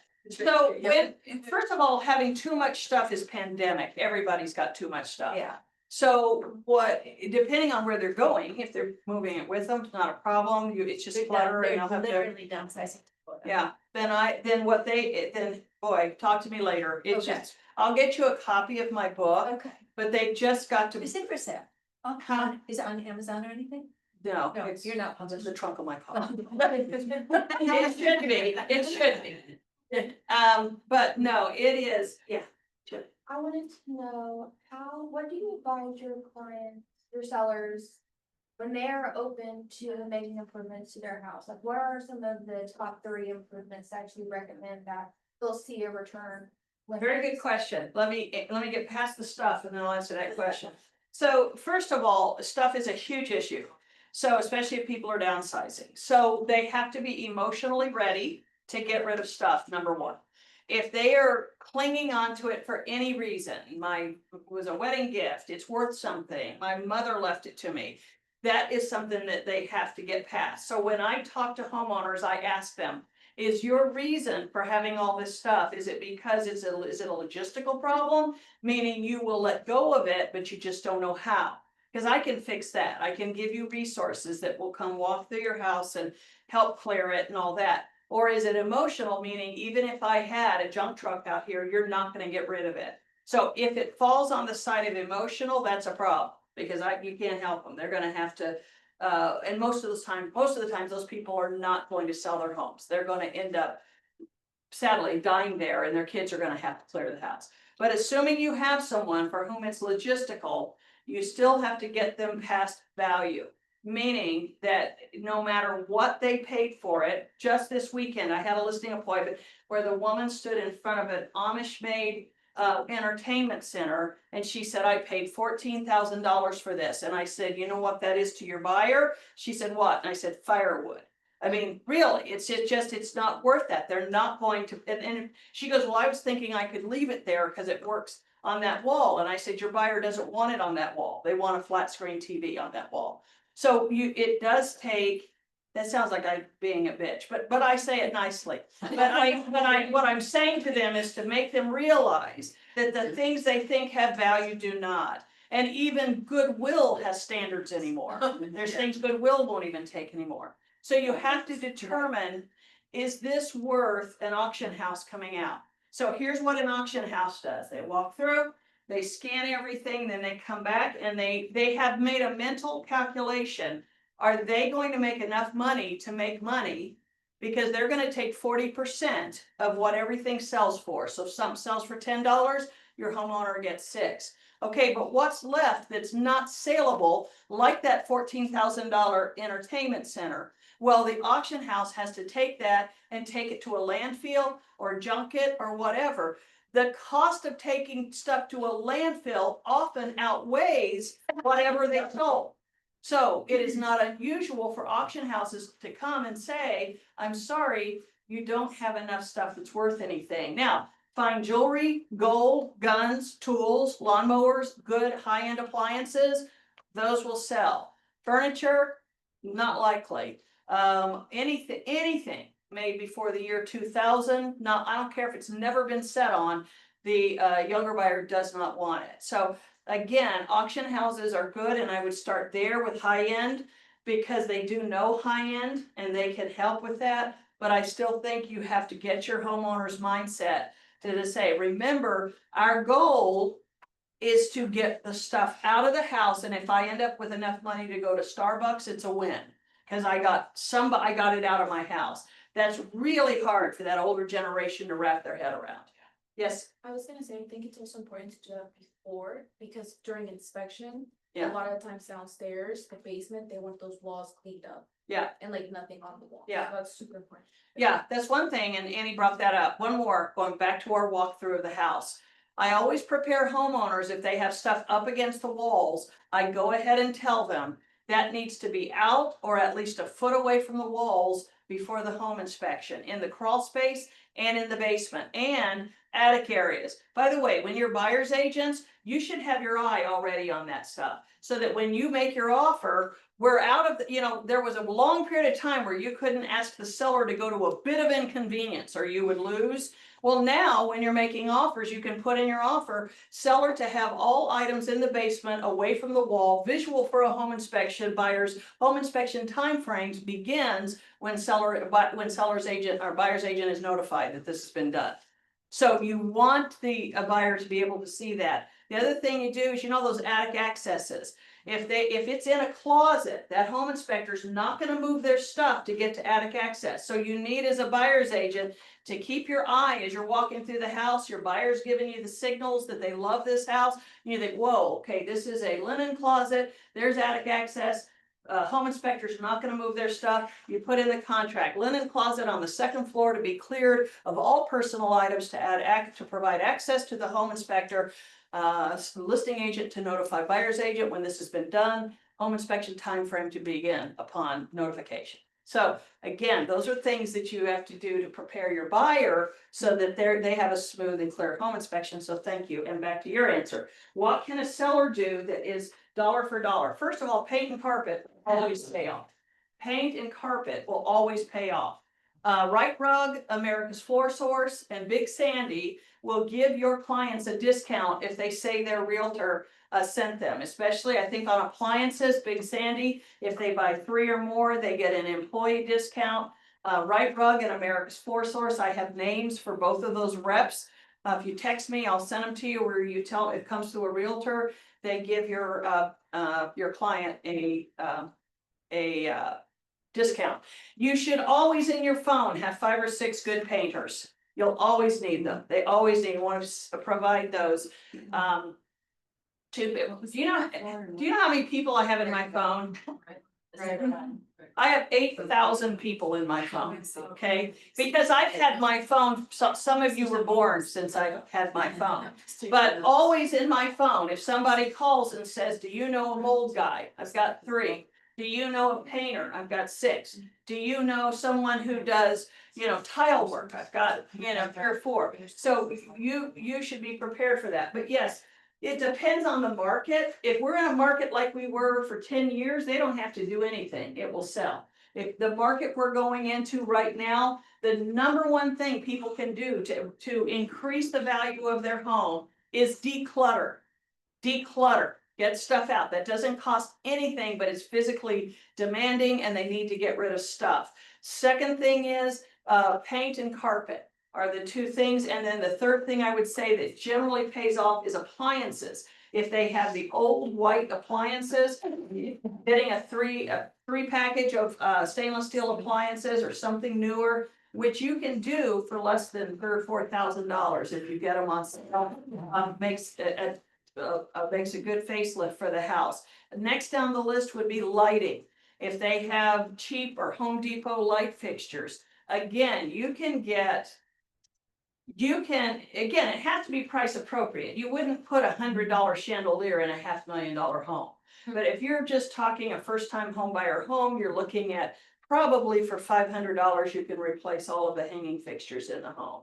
So you could do for $10,000, you could do $15,000 worth of equity in a home, just doing it judiciously and getting good buys on things.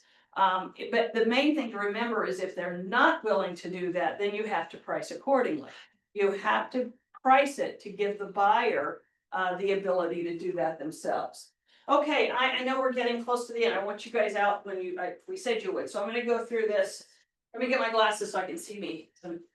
This is my listing presentation. I'm going to go over it fairly quickly, but because it's not so much the page by page I want you to care about. It's the flow. It's what's covered, what's important to be covered.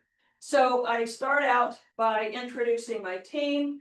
Then this is my commercial. This is all it is. I have 1 page. It takes me less than 30 seconds to talk about when I was licensed, how many homes I've sold, what my strengths are, that I'm a team leader, and that I created Downsize Columbus. Takes, again, 30 seconds. I'm done. They don't care. They're being polite, but it's my opportunity to say this is who I am and what I'm doing. Thank you, James, by the way, getting this to work. Next thing I do is I have a team. So I introduce my team.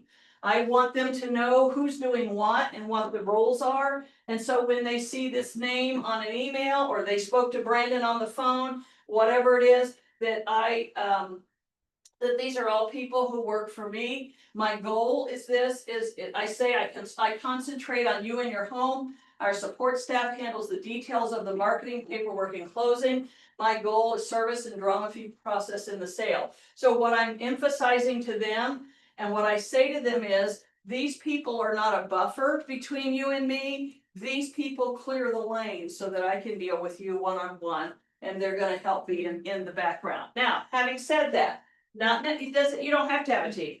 The important thing in that is that you're going to have something that stresses that you are available to them, that you are their employee, and that you're available to them to make sure the process goes smoothly. The next page is I teach them what should you be looking for in a realtor. And I tell them, if I had to sell my house and I couldn't use me, what would I look for in a colleague? I would want someone that has knowledge of the marketplace, what's happening today in the market, pricing skills, negotiating skills, ability to problem solve, marketing and staging skills. Now, why did I choose those things? Number one, it is important. It is important that a realtor have those, but number two, those are all my strengths. Those are all the things I do well, either myself or the people I hire to do it. And they're going to see as I go through my presentation that all those things that are important in the marketing of the home is what I'm bringing to the table for them. Then I set expectations. What can you expect from me? Providing knowledgeable guidance in the pricing, presenting, and marketing of your home, communicating with you through the marketing and closing process. I want to get the maximum sale price for your home in the least amount of time with a minimum of inconvenience to you and your family. Now, I'm doing this quickly. Normally I stop and tell them, and like communication, that's when I tell them, this is when I'm available to you. These are the ways that I generally communicate. Which ways are best for you? You'll have younger people who don't know how to talk on a phone and want to text. You will have older people who don't know how to text. You need to call them. You'll have young people who live with the smartphone in front of their eyes. You'll have old people who check their email once a week. So again, you want to say in this communication, who do you prefer I communicate with? One, two, or both? And how do you prefer I communicate with you? And then I have our team motto, which is if it's not true, we don't say it. If it's not fair, we don't do it. If it's not right, we walk away. And I explain to them what that means. And what it means, Mr. and Mrs. Homeowner, is that I'm going to be honest with you tonight. I'm not going to make promises I can't keep. I'm not going to make statements of value that aren't true. And if you hire me, you hire me. If you don't, you don't. But if you hire me, I'm going to do what I said I was going to do for you. So again, we say, what should you be looking for in a realtor? What can you expect from me? You want this part up here to emphasize your strengths. I'm good at communication, so you should have a realtor that's good at communication. I'm very good at pricing. I'm very good at staging. Whatever it is, then you say that's what they should be looking for in a realtor. The next thing I do is I begin to educate them. What tools are the buyers using? Over here, I pulled this from the NAR, from Realtor.com. I said, what statistically are buyers, where did buyers first find their homes? 51% on the internet, 34% with real estate agent, then a yard sign, and down here we get down to the single digits, which are largely pre-internet ways of searching. Sorry, we got out of your way. And so again, you're going to begin to tell them what tools are buyers using to find their home. Other than the internet, what tools are being used by the buyer to find your home? Number one up here is a real estate agent. Number two is the yard sign. Number three is an open house. And then down here, things we don't use anymore, like billboard, television, relo company, print advertising, home builder, Booker magazine. Back when I started, I put an ad every month in a little magazine called Open House you could pick up at Kroger's. Those have gone to the wayside, but I still have in my world people who remember reading those. So I need to educate them that in today's market, these are the things that work. By the way, where do you get this graphic? You just Google it or ask ChatGPT. Give me a graph showing what are the main reasons by how tools buyers use to find their home. You can build that yourself. And then I always stress with open houses, because I don't want to do open houses if they're a waste of time. Remember I told you you're going to sell what you want to do and not sell what you don't want to do. Well, I don't like doing open houses. If it's a house that's $700,000, $800,000, $900,000, I don't want to do an open house. That's not a likely place. Because why am I doing the open house? I'm doing it to get business. And that's not likely to happen on a very high-end house. But usually high-end sellers know that. They don't want an open house.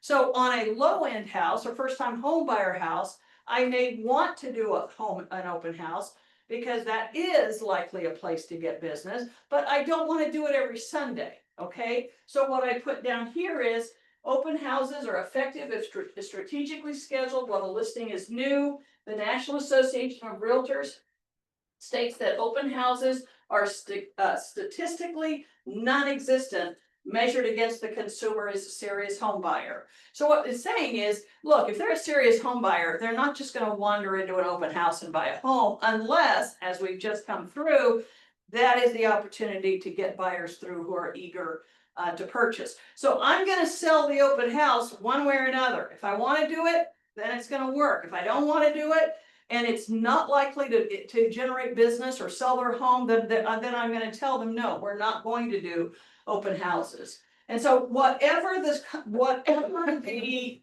client asks of you, well, I heard my neighbor and she said she put this thing in the front yard that you stopped in front of it and tuned your radio and you could, hear about the house. Or my neighbor used to do, my neighbor said her realtor did ABC, whatever it is. Again, doesn't mean you don't do it. You could choose to do it, but you should know going in what you are likely to do and what you won't do. You don't want to overcommit things. Happy, do you do brokers opens? No. She asked if I do brokers opens. What that means is that you get the house all pretty and provide food and invite all your realtors friends through.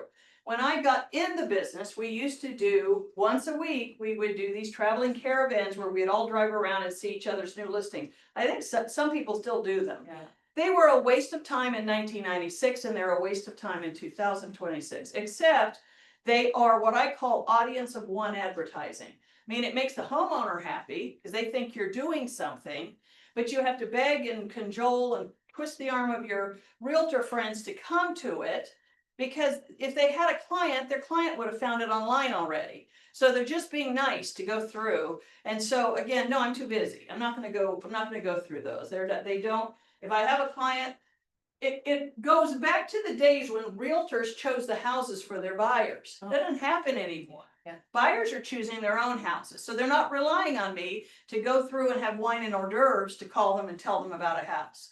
But realtors do them, especially on high-end houses, because they're expected to spend a lot of money for that client who's paying them a lot of money to get the house. Now, if that got them the listing, I recently paid $1,000 for staging on a home, but it was a $1.5 million home and my commission was almost $40,000.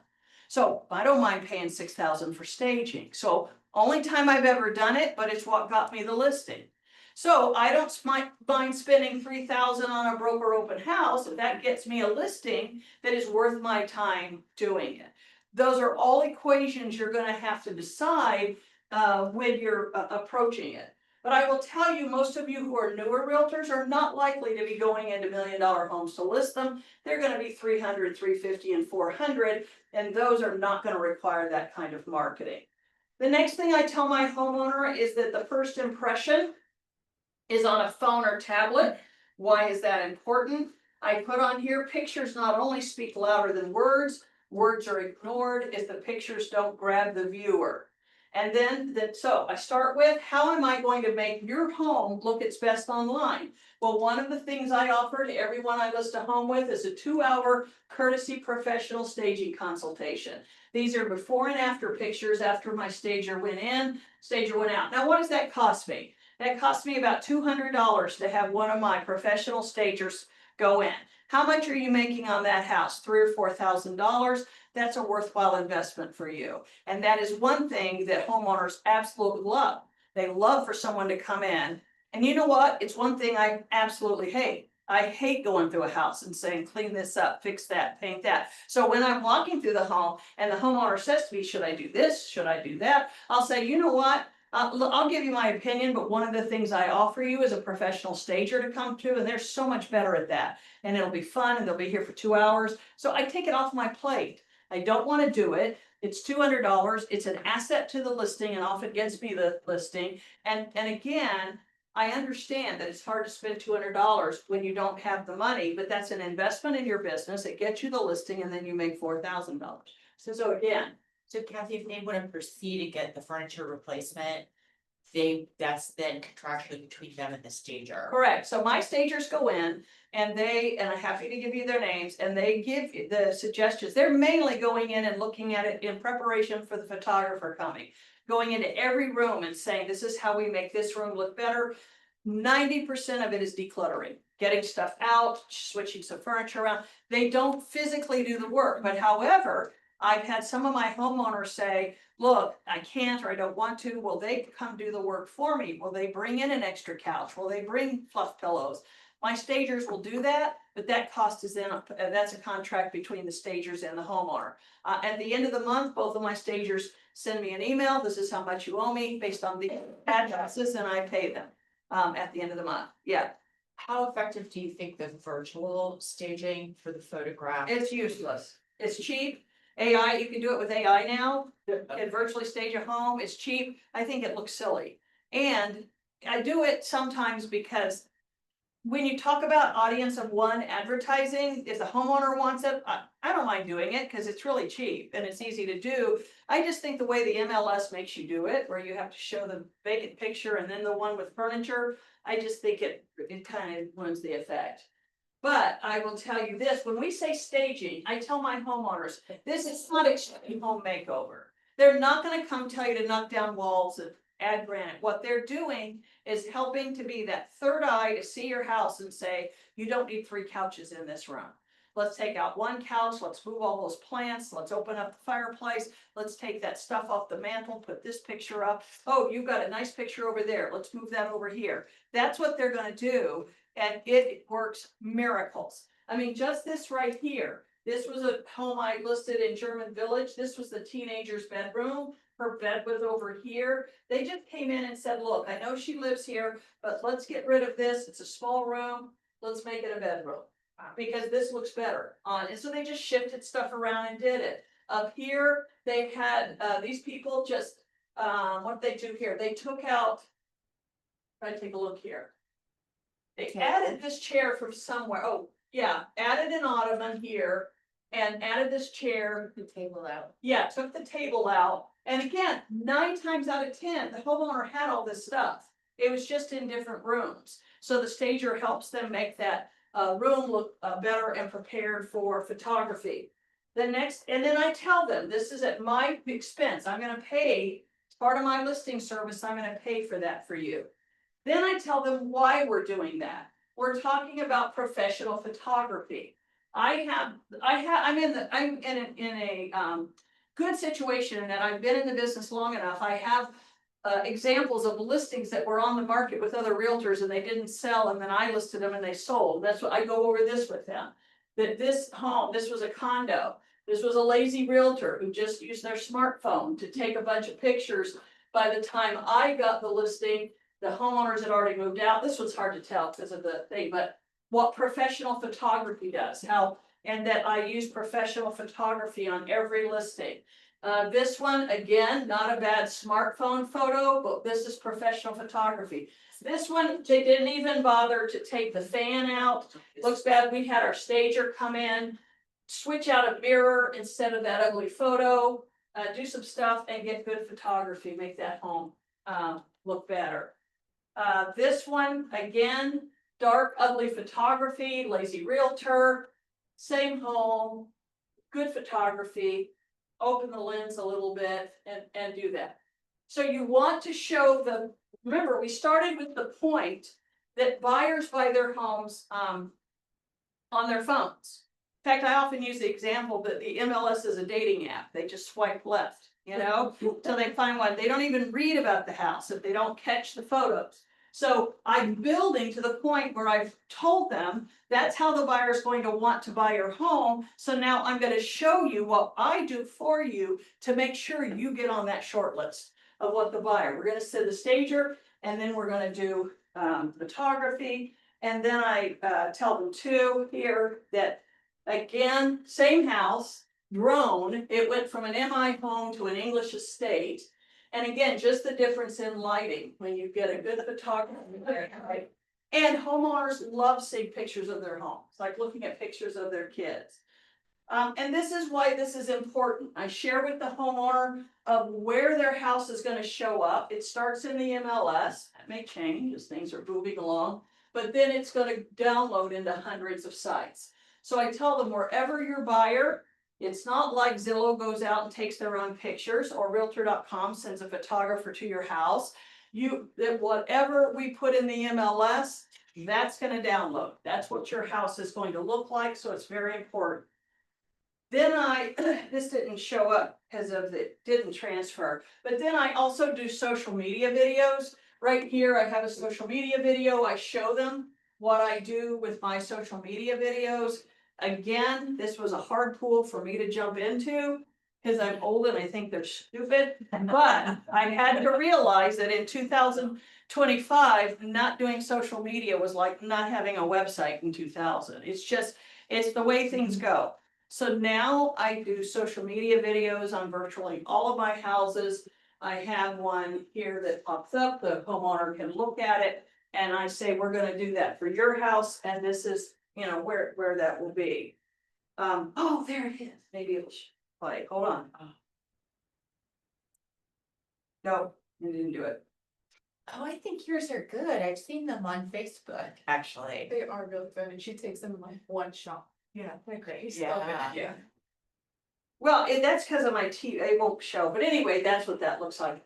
That's good, I was a TV reporter before I was a realtor, that's my saving grace, is that I can do that. But again, what have I done? I've told the homeowner, your home's gotta look good, here's the way I'm gonna make it look good, and once it looks good, it's gonna be on 100 websites, and I'm gonna show up and do a video that's then going to be on social media websites to spread your home everywhere.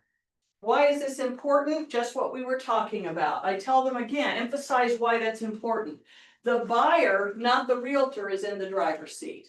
Now that we are in an internet-driven market, it is not the realtor saying, occasionally, but not often is the realtor saying, I just walked through Jane's house and that might be good for Mark. It's not that. The buyer is in control. They're the ones that are looking online, looking through the MLS and seeing the homes that mean something to them. They rely on the MLS via the internet to find the home. They still rely on us to provide access to the MLS, provide entry into the home, advise them on value and marketability, present, negotiate offers, and then handle the transaction to closing. So you're going to explain to your homeowner what your role is in it, what the buyer's agent's role in it, and then the visual part that it plays to sell their home. I tell them the importance of the sign in the yard because that is still a draw. It's one of the few pre-internet things that are out there. Number one, that sign, a lot of realtor signs still has a number and an office number on it. I talk about the importance that when I list your home, I'm the only one answering questions about your home. This is our team number. If someone calls this number, the call is routed to whoever the listing agent is. So the only way for that buyer to get information on the home is talk to me or go to my website. That means that I'm the one that has a vested interest in your home selling. I'm going to be selling it. I'm going to be answering objections, not some random agent sitting in the office who's not familiar with it. I talk about my website, Our Ohio Home, that if the buyer goes there, their home will be a featured listing. The buyer can, in their car, look it up and see what, see if they have interest in the home. Now, keep in mind, I know full well, especially with older homeowners, I know full well that most of the time, the buyer is represented by another agent who is going to find the home through the MLS and contact their own agent. But at that moment, when I'm talking to the homeowner, I work for them. So I want to sell to them all the ways that I am the best conduit for information on their home. Do I think a buyer's going to sit in front of the house and call me? No. But if they do, I'm the one who that is going to answer those questions. Do I think someone's going to go online and text me? No, I think they're going to go to their agent, but that seller doesn't care. What they want to know is I'm paying you. What are you going to do to make sure you're our advocate, representative, and good salesperson for our home? The next thing I do, and I'm going to go through this quickly, is I talk to them about today's market, and I will update this in about 6 weeks, the 2025 market. I let them know about, are we still in a seller's market? We're talking about, what do we do with our homeowners when our home's been on the market for 21 days? Well, if you had done this in a listing presentation, they would have already been prepared for their home to be on the market for 20 or 30 days. I tell them that depending on the price point, that they might still be in a seller's market.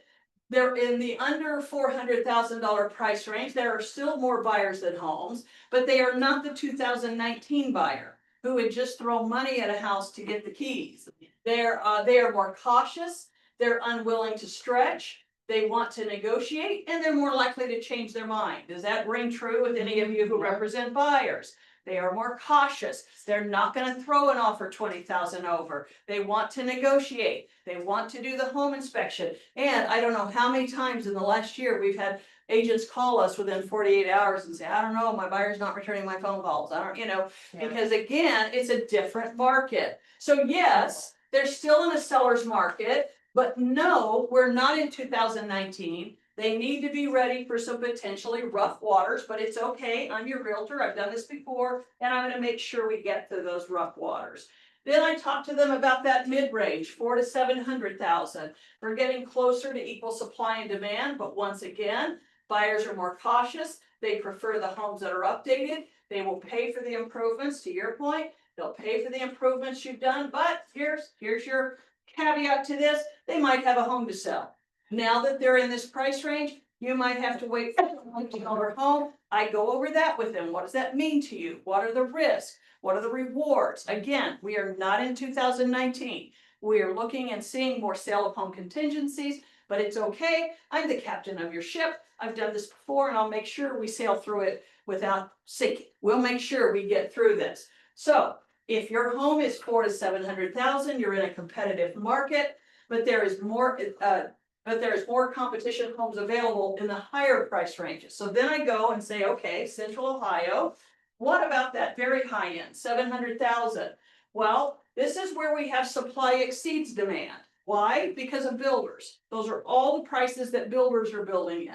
So buyers have more options. There's competition with new builds. They will pay for the improvements you have done. Once again, they may have a home to sell. So if your home is 700,000, you're often in a buyer's market. The buyer just has more choices, they have more money, and they are not willing to settle for something that they don't want. This is not set in stone. I've had people list $1 million home and it sells in a day, but generally it is a slower market than that lower end market. So what have you done? You've educated your buyer wherever their home is for what the expectation is for when they get a buyer on their home, what they're likely to deal with. Then we get into pricing their home. I talked to them about why location. The adage we've always heard is a lie. Price is more important than location. An overpriced home in a good location won't sell. Just ask anyone whose home's been on the market for a year near Johnstown. They thought it would fly off the market because of Intel, and it's still there. A well-priced home in a bad location will sell.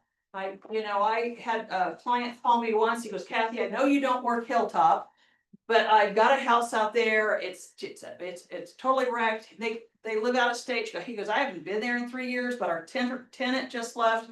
I'm sure it's in bad shape. I said, Bob, how much do you owe on it? And he said, nothing. I said, then it's seller's market. We can do whatever we want.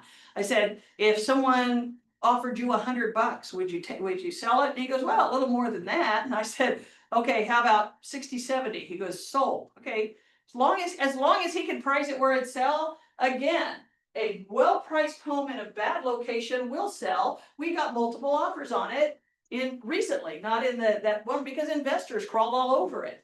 So again, price is second. First, location would be second. So what is a well-priced home? This is what when homeowners say, well, what is a well-priced home? Most of the time they'll say to you, well, my neighbor's home sold for this, and well, I put this much into it. I recently had it refinanced. I always go to an appraisal standard. It is not what you need to get out of it. It is not what a home in your neighborhood sold for a year ago or more, or what you paid for it, what you put into it, what you need out of it, or what the builder is charging for it. A well-priced home is what a similar home sold for in the past year. Start there. An appraiser will not go back more than 365 days. Similar means same neighborhood or within a mile of the subject property. They'll go a little bit further in rural areas. The square footage needs to be within 20% of the subject property. They want the same quality of build, same age within 5 years. They want it to be ranch to ranch, 2-story to 2-story, split level to split level. So again, that's what an appraiser will do with allowances or subtractions made for amenities and defects. So I say, Mr. and Mrs. Homeowner, let's take a look at that. And then, and when we get to the pricing, I pulled from the MLS, the most recent comparable sales fitting that appraisal standard. Here's why pricing is important, is that in the internet age, we have to sell that price 3 times. Mr. and Mrs. Homeowner, number one, we want to, you can't see it here, it's in white, sell to the buyer. The first thing I have to do with the price of your home is get a wow. I need them to walk into the house and say, wow, for this price, this is the best home we've seen. Let's say it's a $400,000 home. I'd say, Mr. and Mrs. Homeowner, if I put $450,000 on your house, they might get a showing, but we're not gonna get a wow, because your house doesn't look like $450,000 homes. However, if I put $350,000 on your home, I'll get a wow all day, but we will have left money on the table. Do you agree with that? Yes, I do. So we want to first sell to the buyer. Then we went to sell to the realtor advising the buyer. Mr. and Mrs. Homeowner, when that buyer's agent takes their buyer back to their office, they're gonna say, look, Mr. and Mrs. Buyer, I know you love that new listing on Main Street, but let's run numbers and see what it should sell for. Not what they have priced at, what it should sell for. So that's the second test of our price. Then I said, let's say, and I've actually had this happen, buyer says, my mother lives in the backyard, the house right behind this one, and she watches my kids. I used that example for years, and that actually happened once, where a buyer's mother lived in the house behind. She watches the kids. I don't care. I'm willing to pay more because of that convenience. Well, the appraiser, this says appraiser right here, the appraiser unfortunately doesn't care that mom lives in the house behind. The appraiser says, I protect the bank, we're gonna make sure you're not paying any more than that appraisal standard of what that home is worth. So Mr. and Mrs. Homeowner sitting at your table tonight, I'm gonna start here. I'm gonna start and say, what is the value the appraiser is gonna put on your home, most likely, because then I know I'll have the numbers to please the realtor, and I'm very likely to get a wow from the buyer. And so once the homeowner understands that it's not just throwing a price on because their house is so lovely, everybody's going to love it, that it is very much a price that's going to be scrutinized, then they're sitting back and saying, okay, well, what do you have to say? All right, then I get into the compensation. And I'm sorry, I do know how to spell. It's just word goof this up in there. So I do know how to spell. I get into the compensation. How do I get paid? And I explain to them the history of this whole new commission law, which I won't put in here, so Google it. But anyway, so you talked about, Julie, you talked about commission. Okay. I think the new rules on commission are the best thing that ever happened to listing agents. Because you have the opportunity to, I've just done that presentation where I have said, I'm the best out there. I'm gonna stage it. I'm gonna professionally photograph it. We're gonna have an awesome social media video. I know how to price your home. I know what it's competing with. I've got a team behind me that's going to make sure this is a smooth process. Only then do I talk about compensation. And I say to them, my goal, my compensation is negotiable, okay? I start there. My goal is that the value I bring to the table is worth an investment of 3% of the purchase price. Now, I'm telling you, when you say it like that and you're looking at them, they just shake their head. They do, they shake their head. Now, I'm talking about anything up to say 500, 600, 700. I did a listing appointment last week of a home that's probably gonna get 1.4. She said, I want to negotiate that number. And I said, I don't blame you. Let's negotiate that. Okay. So when you get into the very high end, yes, you're likely to negotiate that number. And quite frankly, I don't believe most realtors who say they don't have to do that. I think once you get into a range where they're paying you $40,000, $50,000, and $60,000 to sell their home, they want to negotiate. Okay, so, but generally, on most homes you're gonna list, when you've shown them your value, and then you say, number one, it's negotiable, But I'm hoping what I've showed you is worth an investment of 3%. Almost every time, unless you've already predetermined that you'll negotiate it, they're going to agree with you. Then I get into how the buyer's realtor gets paid. And would you like to offer compensation to the buyer's representative? I sell for you guys. I have 2 pages of what does a buyer's agent do. I talk about the importance of you, why we want a good buyer's agent, why you are the captain of the ship, huh? Why you need one. You need a good buyer's agent.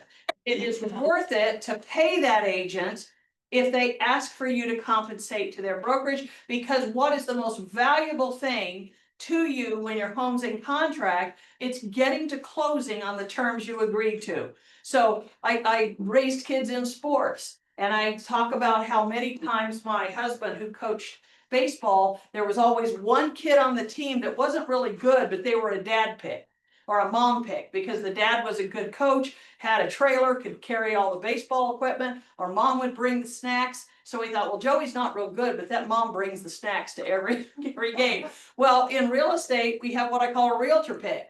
If I've got an equal offer and the homeowner looks at me and says, which one should I take? I'm going to go with the realtor pick. I'm going to go with who I believe is the best realtor in there that I've worked with. So I tell my homeowners, we want the good realtor pick. We want that realtor who we trust, knows what they're doing. They're going to keep their end of the bargain, keep the ship on the, going. And so, yeah, we want that. So I actually have 2 pages of why a buyer's agent is valuable to you. Then I say you have an opportunity to contribute to the buyer's agent's compensation. This contribution can be 0 to a higher percentage of the sales price or a flat fee.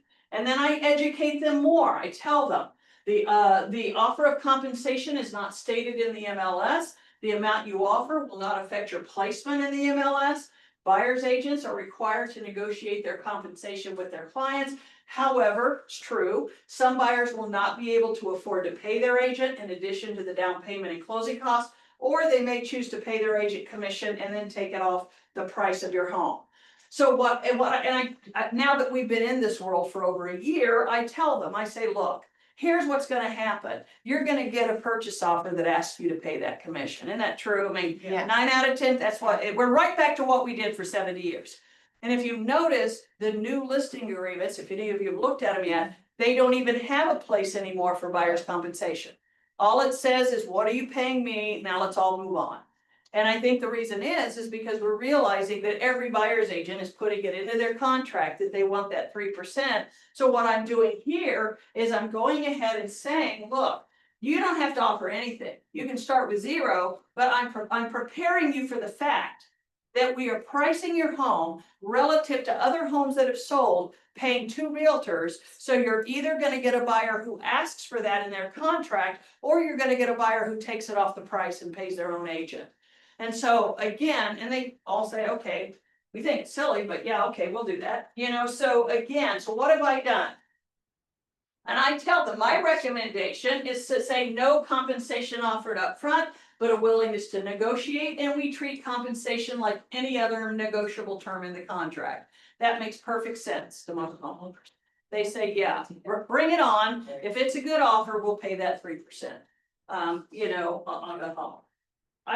Rarely have I had a homeowner. I don't even remember the last time I've had a homeowner even blink. It's now they get it. It's part of the sale of their home. Finally, I talk about the lockbox on the door, talk about how it's used, how showings work, all of that. And then I once again end with, thank you for allowing me to market your home. Thank you. Check out our Google reviews, that sort of thing. And then thank you so much and goodbye.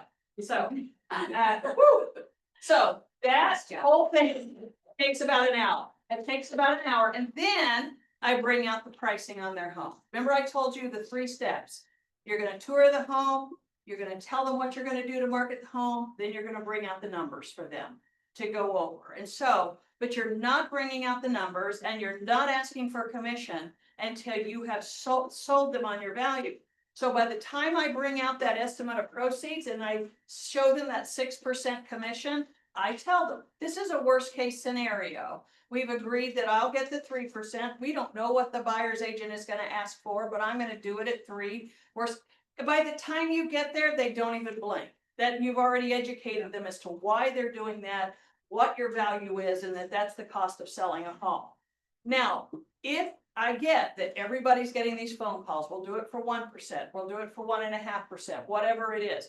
You have to make a business decision and decide what is your worth and what are you willing to do it for. I'm telling you, and this is probably because I'm working with a lot of past clients and referrals, I almost never get that question anymore. If it is a situation where they're in contract, say on a new build, and I'm also listing their home, yeah, I might say to them, look, I'll take 0.5% off that because I appreciate your business.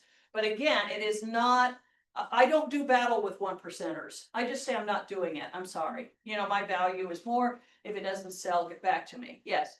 Just a quick story about that. I joined the team of the realtor that sold my house. I bought and sold a house with her, and I've done her hair for 15 years, and she took care of me from start to finish in such a way that, like, I would see her come in and get her hair done, and she's working with so many people all the time, like working, but I felt as a client like I was her only client, and I literally was like, how do you do that? And she took care of us so well, and she did give a slight break on the commission, and I fought her on that because of how well she took care of us, from referring us to all of the people and all the Good. stuff. It was a one-stop shop, and she has gotten so much business through me, and now I'm working with her because she just took Yeah. care of us similarly to how you do, and it was not even a question. She knew her value and she presented it and we followed through. Thank you. And that's true. I think a lot of times as agents, you don't believe your value, so you have trouble selling it. Yeah. I mean, Yeah. you think, and let me, trust me, I'm closing on an MI new build in 2 weeks. That was one visit with MI with my client, and I'm making $16,000. That's why we're in the business, okay? But then I have other people who are, I've been working with for 2 years, like taking them out, showing them houses. Yeah. So, but I think many times, especially when you're a newer agent, you think that's a, excuse me, shitload of money and I'm not worth it. So I'm gonna start cutting down my value before they bring it up. Or when they say that some agent's willing to do it for 1 or 1.5%, well, that must be what all agents are doing, so I have to do it for that. No, you don't. I mean, it's a business decision. If you wanna do it, do it. But I'm saying that, going back to what I said the first time. That's the reason a listing presentation is so important. Because they have just sat for an hour and 15 minutes and listened to my value. It's not me saying, I'm good at this, I'm wonderful at that, I'm the best, I'm number one, I sell it. It is saying, I care about you enough that I'm gonna take an hour and make sure you understand the process, you understand why I do what I do. You're benefiting from my experience by me telling you, we're gonna go on this road and not that road. And so at the end of it, you don't have to convince them you're worth that. They say, oh, again, I can't tell you how many times I've sat at the table and I'm competing with other agents, and the homeowner will sit back and say, wow, you are the only agent, especially that commission part, you are the only agent who even brought that up. That we knew there was something going on, but we didn't know what it was. That's value. You just sold them on the value because you taught them something about the process of selling probably the most expensive asset they own, and you were the only one that did it. And I will be redundant and say it again. You put together a good listing presentation, and I guarantee you, you're the one of the 2% in the industry that are doing that on a regular basis. Most agents are just coming in, throwing a bunch of paper on the table and saying, this is what I think, and these are my numbers, and what do you think? They haven't sold the people on their value.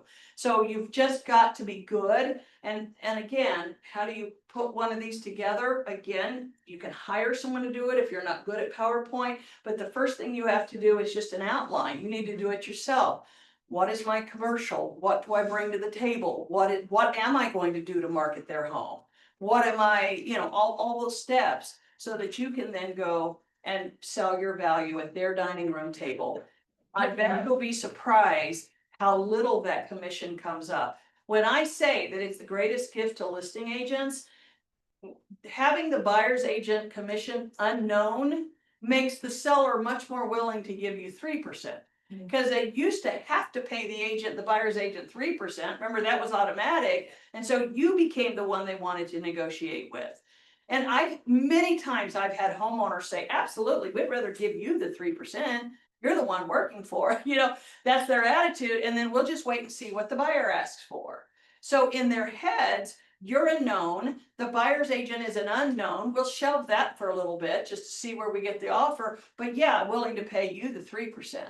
So I really believe it's been a boon to listing agents because we're sitting in front of them face to face, and very rarely are they gonna say no. They're not gonna do that. Yeah. Do you, whenever you're doing the sellers, then do you automatically put the 3% Yeah. buyers just so they? Yeah. Okay. Yeah. But I tell them, I say, look, I'm going down this and that, and I even pointed the commission, I said, I'm gonna come back to this.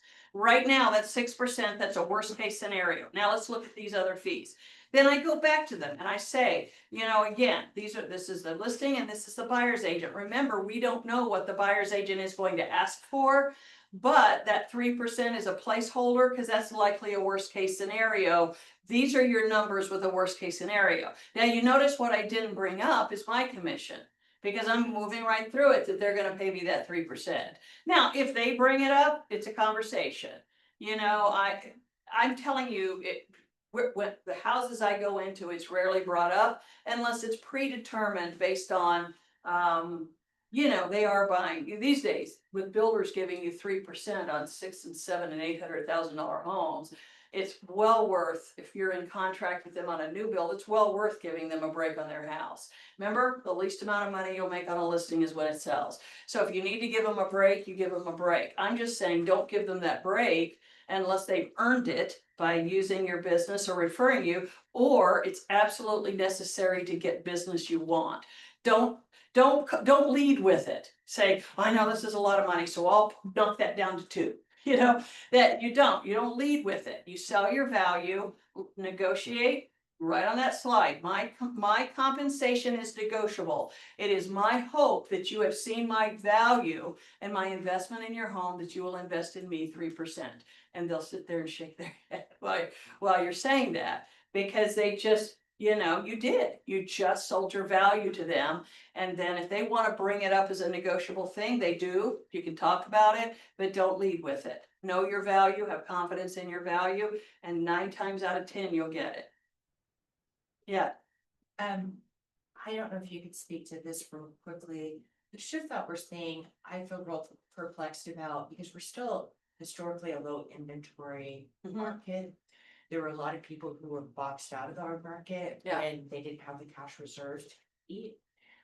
Historically, our interest rates really are quite reasonable if you look at the last 40 years. People comparing that little tiny window where we had 3%.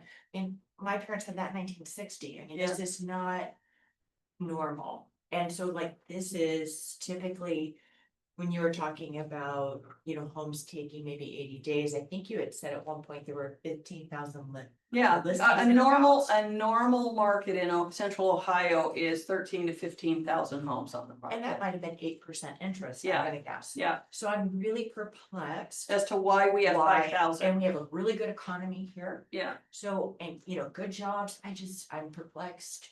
I understand that it's taking longer, but the price reduction, where are all the buyers? Is it economic uncertainty? What's the? I think it's all of the above, and that's an excellent question. Why do we still have only 5,000 homes on the market, but we'll get 3 showings in a week instead of 30? Number one is the pure economics of the 3% interest rate. Number one, we did wipe a whole lot of buyers out of the market when interest rates doubled. So we lost all the 3% buyers. And then the 6 and 7% buyers are out there, but here's what's happening. I believe it's a very psychological market. Back up until 2022, when interest rates went up, the buyers had literally 30 minutes to make a decision. And so there was that sort of group mentality that if I don't get this house, somebody else will. So even if I see a wart there and a dent there, and it's really not the bathroom we want, and I'm probably gonna have to overpay, I want a house, we're still gonna make an offer because we've got an army of people behind us and it's gonna go into contract. Buyers are waking up to realizing that's not it anymore. So they are going back to a more relaxed way of viewing, of saying, well, I like this house, but there's others coming on the market, and I now live in an environment where I'm not being bumped in line by someone behind me. I have the luxury of waiting, and unless I fall in love with it, I'm gonna wait. And so I think you have buyers who are kind of flexing their muscles now and saying, I know this Standing their home ground. won't likely black mark. So when you have that, even though there are still more buyers than there are homes, those buyers are not buyers unless they write a contract. And so when you have buyers hesitant to write a contract, you might as well be in a buyer's market, because they're now holding the leverage as to whether or not they choose to make an offer on that house. Whereas in 2019 and 20, somebody, if you have 40 people look at your house on a day, which we had, someone's gonna make an offer. Well, now we're fortunate to have 4 people in a week. So now the buyers know that, and and the realtors know that. And so they're more likely to say, well, yeah, this is nice, but if I'm gonna be paying $2,000 a month, I really want a fireplace. Let's keep looking. So I think even though we have low supply, we just have a much more discriminating buyer. They're just not, and I do think there are some economic factors in play. One of the things people don't realize is throughout the recession, our interest rates were never over 5%. Throughout the entire, I'm sorry, over 5.5. Throughout the entire recession, they were at 5.5. So it was never an interest rate problem. It was a buyer confidence problem. It was a job confidence problem. It was an economy confidence problem. And I think we're seeing some of that now. And quite frankly, there's a real affordability problem with younger buyers especially. The price of homes has just gone up so much that those younger buyers are now, the house I live in, I would not buy today because it'd be too expensive. I bought it back in 2017. Well, so you have an affordability problem at all levels, and you get that younger buyer. My daughter has, she hasn't paid it because of deferment, but she's got $600 a month in student loans. Well, that's actually minor compared to what a lot of kids have. But so you have these younger people who have the student loans and all that, and they just don't have the ability to buy. So even though our inventory is low, and we do have more buyers than we have inventory, the buyers are more willing. And by the way, our inventory is higher than it was a year ago.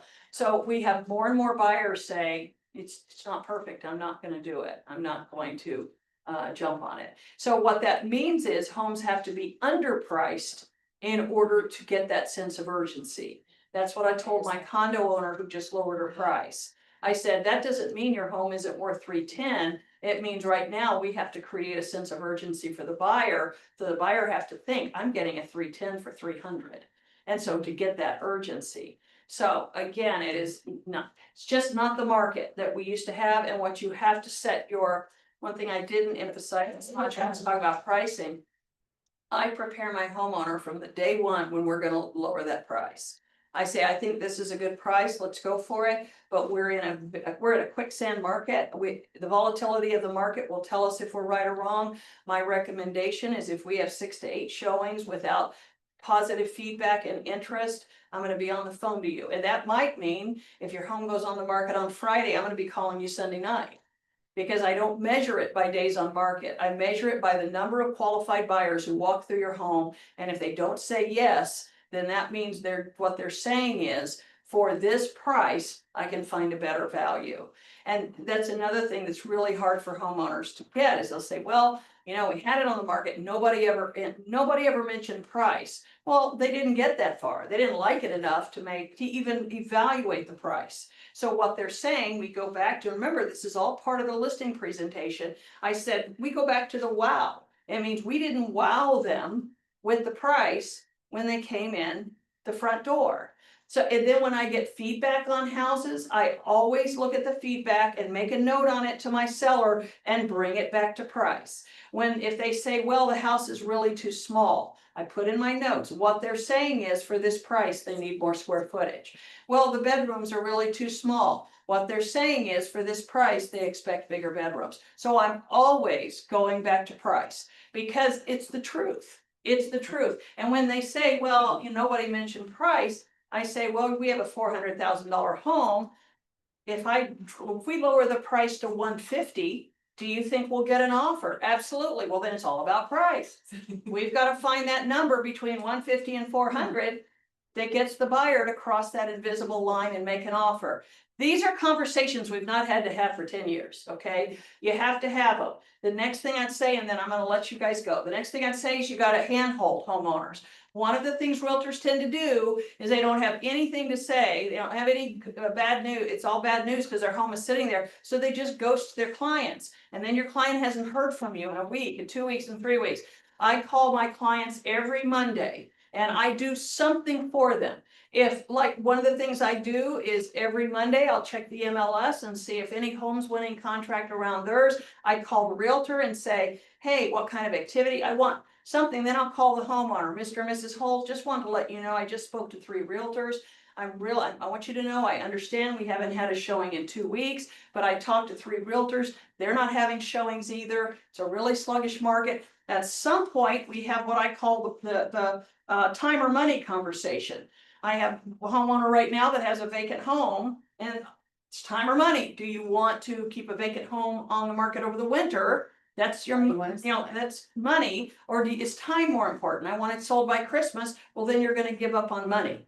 So you've got to have that conversation with them so that they're always involved. I'm telling you, those homeowners will stick by you no matter what's going on with their home.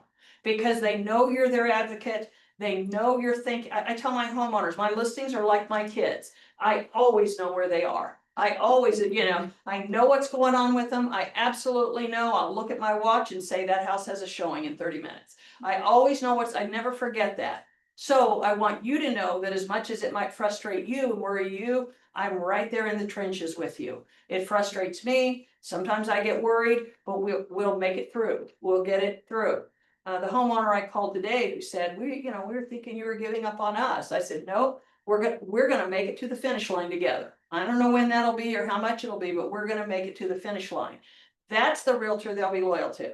Because they're not expecting perfection out of you. They're not expecting miracles, but they're expecting knowledge, honesty, admission when you make a mistake, communication, and sticking with them through the process. And that, frankly, is what realtors have not had to do for 10 years because we listed on Thursday and met with them on Monday. And now you're really having to work. Now you're really having to babysit, hold hands, cajole, compose them and keep them on your side. And that's work. That's work. And so the best agents that do that will be the agents that keep their head above water and come out with a, positive GCI at the end of the year. Do you have a prediction on spring? Right, what? A prediction on the spring market? I'm always an optimist. I think the interest rates are gonna be about where they are now. But I think, what I sense is, I think that you have more and more homeowners who are having to move because of life and circumstances. So I think we'll see more homes come on the market. So I don't predict stagnation. I don't think anything negative. I think we'll go back into the market about where we are now in what we're doing. But I say that every year, so, yeah. Thank you. I think there's a big, like with younger home buyers, my kids are not young, but we were able to buy a really nice home, like 2.5%. Yeah. They got used to a lifestyle Yeah. because I couldn't have bought that $378,000 home back in 2006. Yeah. Where all the market fell as it did, but what I'm getting at is they see a lifestyle and they've been used to it and they think, oh, my parents were only so old and they were able to do this. And it's different now because of that being the interest rate being so low, a lot of people were able to buy a house that would normally have been way beyond their means and the sense of where the rate had been initially. And I'm one that started my first house at 9% with the VA loan. But what I'm getting at is it's more of we're gonna wait and we're gonna see if it comes down. Yeah. And it's not reality. And unfortunately, because of it being so low, it's drove prices up because everybody just gobbled up the market. Yeah. I mean, now everybody can buy a home, anybody can have a home kind of deal, basically, and still afford it. Yeah. And it's driven the price up so much because houses were going so fast. You had to be on a list if you're on a new build, we waited months. So all of this is created And the economy has not caught up as far Right. as wages. Yeah. We're all still making, a lot of Same people amount. got, Yeah. The annual cost of living, but it's not went up. So Yeah. there's gotta be a balance Yeah. somewhere, or home affordability for We're gonna miss a whole 70% of the generation. people. Yeah, Yes. we're gonna miss a There's whole still live in generation. our basements. I mean, and I tell my kids, it's, yeah, it's disheartening, and there has to be something. yeah. Even rent is so expensive. I have 3 adult kids. They're 32, 35, and almost 37. Yeah. And I tell them the greatest gift I gave them as a mom and as a realtor was the ability to get into a house, which they did. My daughter got in just under the wire before interest rates went up. But all 3 of them today, there is no way they would be able to buy the homes they live in today had they not got in under that wire. And so I agree with you. In fact, one of the things I read the other day, which is really interesting, is that Fannie Mae and Freddie Mac, you might have read this, are now talking about making your interest rate transferable with you. Like if you have a mortgage at 3% interest, you can take it with you to the next house. And it's really, in my opinion, a great idea and a win-win. Because let's say I have a $400,000 home and I have a $250,000 mortgage at 3%. What it's saying is I can take that 250 to my $600,000 home, sell that home, take it with me, and then I either have to have the cash difference or I get a second mortgage for the difference. But that one mortgage I can hold on to the 3% with. Right. And now, the problem that solves is the homeowner here who's not selling because they don't want to lose their interest rate. Well, now that gives them a reason to sell, so inventory increases. Right. Who that doesn't help is the poor homeless buyer who's still at 6.5%, and the price of this home is too high for them. So it only solves half the problem. It solves the logjam problem to get people to sell their homes, but it doesn't solve the problem of affordability. And so then you have the conversations about doing 40-year mortgages and 50-year mortgages and all that to do that. But yeah, it's a huge problem, and that answers part of her question is that why aren't they? Where are they? That's my biggest thing, Yeah. is that's where that's really at, and I work with a lot of veterans, retirees even, that can't They don't afford have it. more than 250, but there is nothing Nothing. they're used to it a lot, you know what I mean? Yeah, Even if they're renting, compromising. even if they're renting. Well, I listed a home the other day I went to a listing appointment the other night with a guy who had a home, and it's in the near Children's Hospital, one of those old historic homes. Mhm. But it had 1 full bath upstairs. Right. And I told him, I said, that cost you 50 grand. Right, Because the buyer of your home is living in an apartment with 2 full baths. right, So they're not gonna spend $3,500 a month and not get a second bath. They want their own bathroom. So again, you're absolutely right. There is